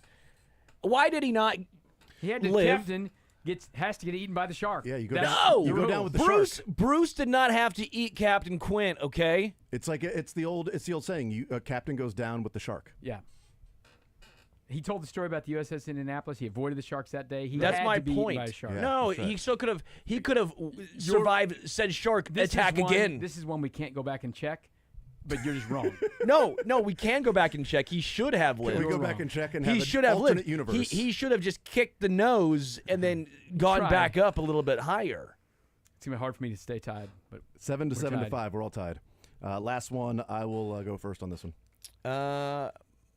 Yep, last one. we forgot. Did you only come up with 11? No, there it is. it goes to Went out 11. of order. A Royals pitcher will end up going over 200 innings this year. Fiction. Who's got a chance? Chris Bubich, Bubich and Waka. Waka, and actually Lugo has a slight chance still too. No. Fiction. Yeah, fiction. That one's going to get snipped.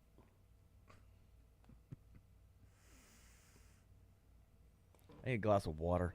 Yeah. Fiction. Yeah, Bubich is at 108, Walkout 106. I think we'll All get to tied. 180, 185. I did tie it up. Yeah, that would be at 108 innings for Bubich. That's pacing for 180. Yeah, I would say 180, yeah. Yeah, so that's not going to happen. 8 to 6, we're all tied. We need a tiebreaker or bonus question, whichever way we're describing it. What is it, Sterling? He can't even look at my face. I can't, dude. Most painful surgeries. What didn't hurt? I was going to say that one seemed to be just fine. Mentally, most painful surgeries. no. Top 5 Chiefs wide receivers of all time. All time. Top 5 all time. We'll do that next.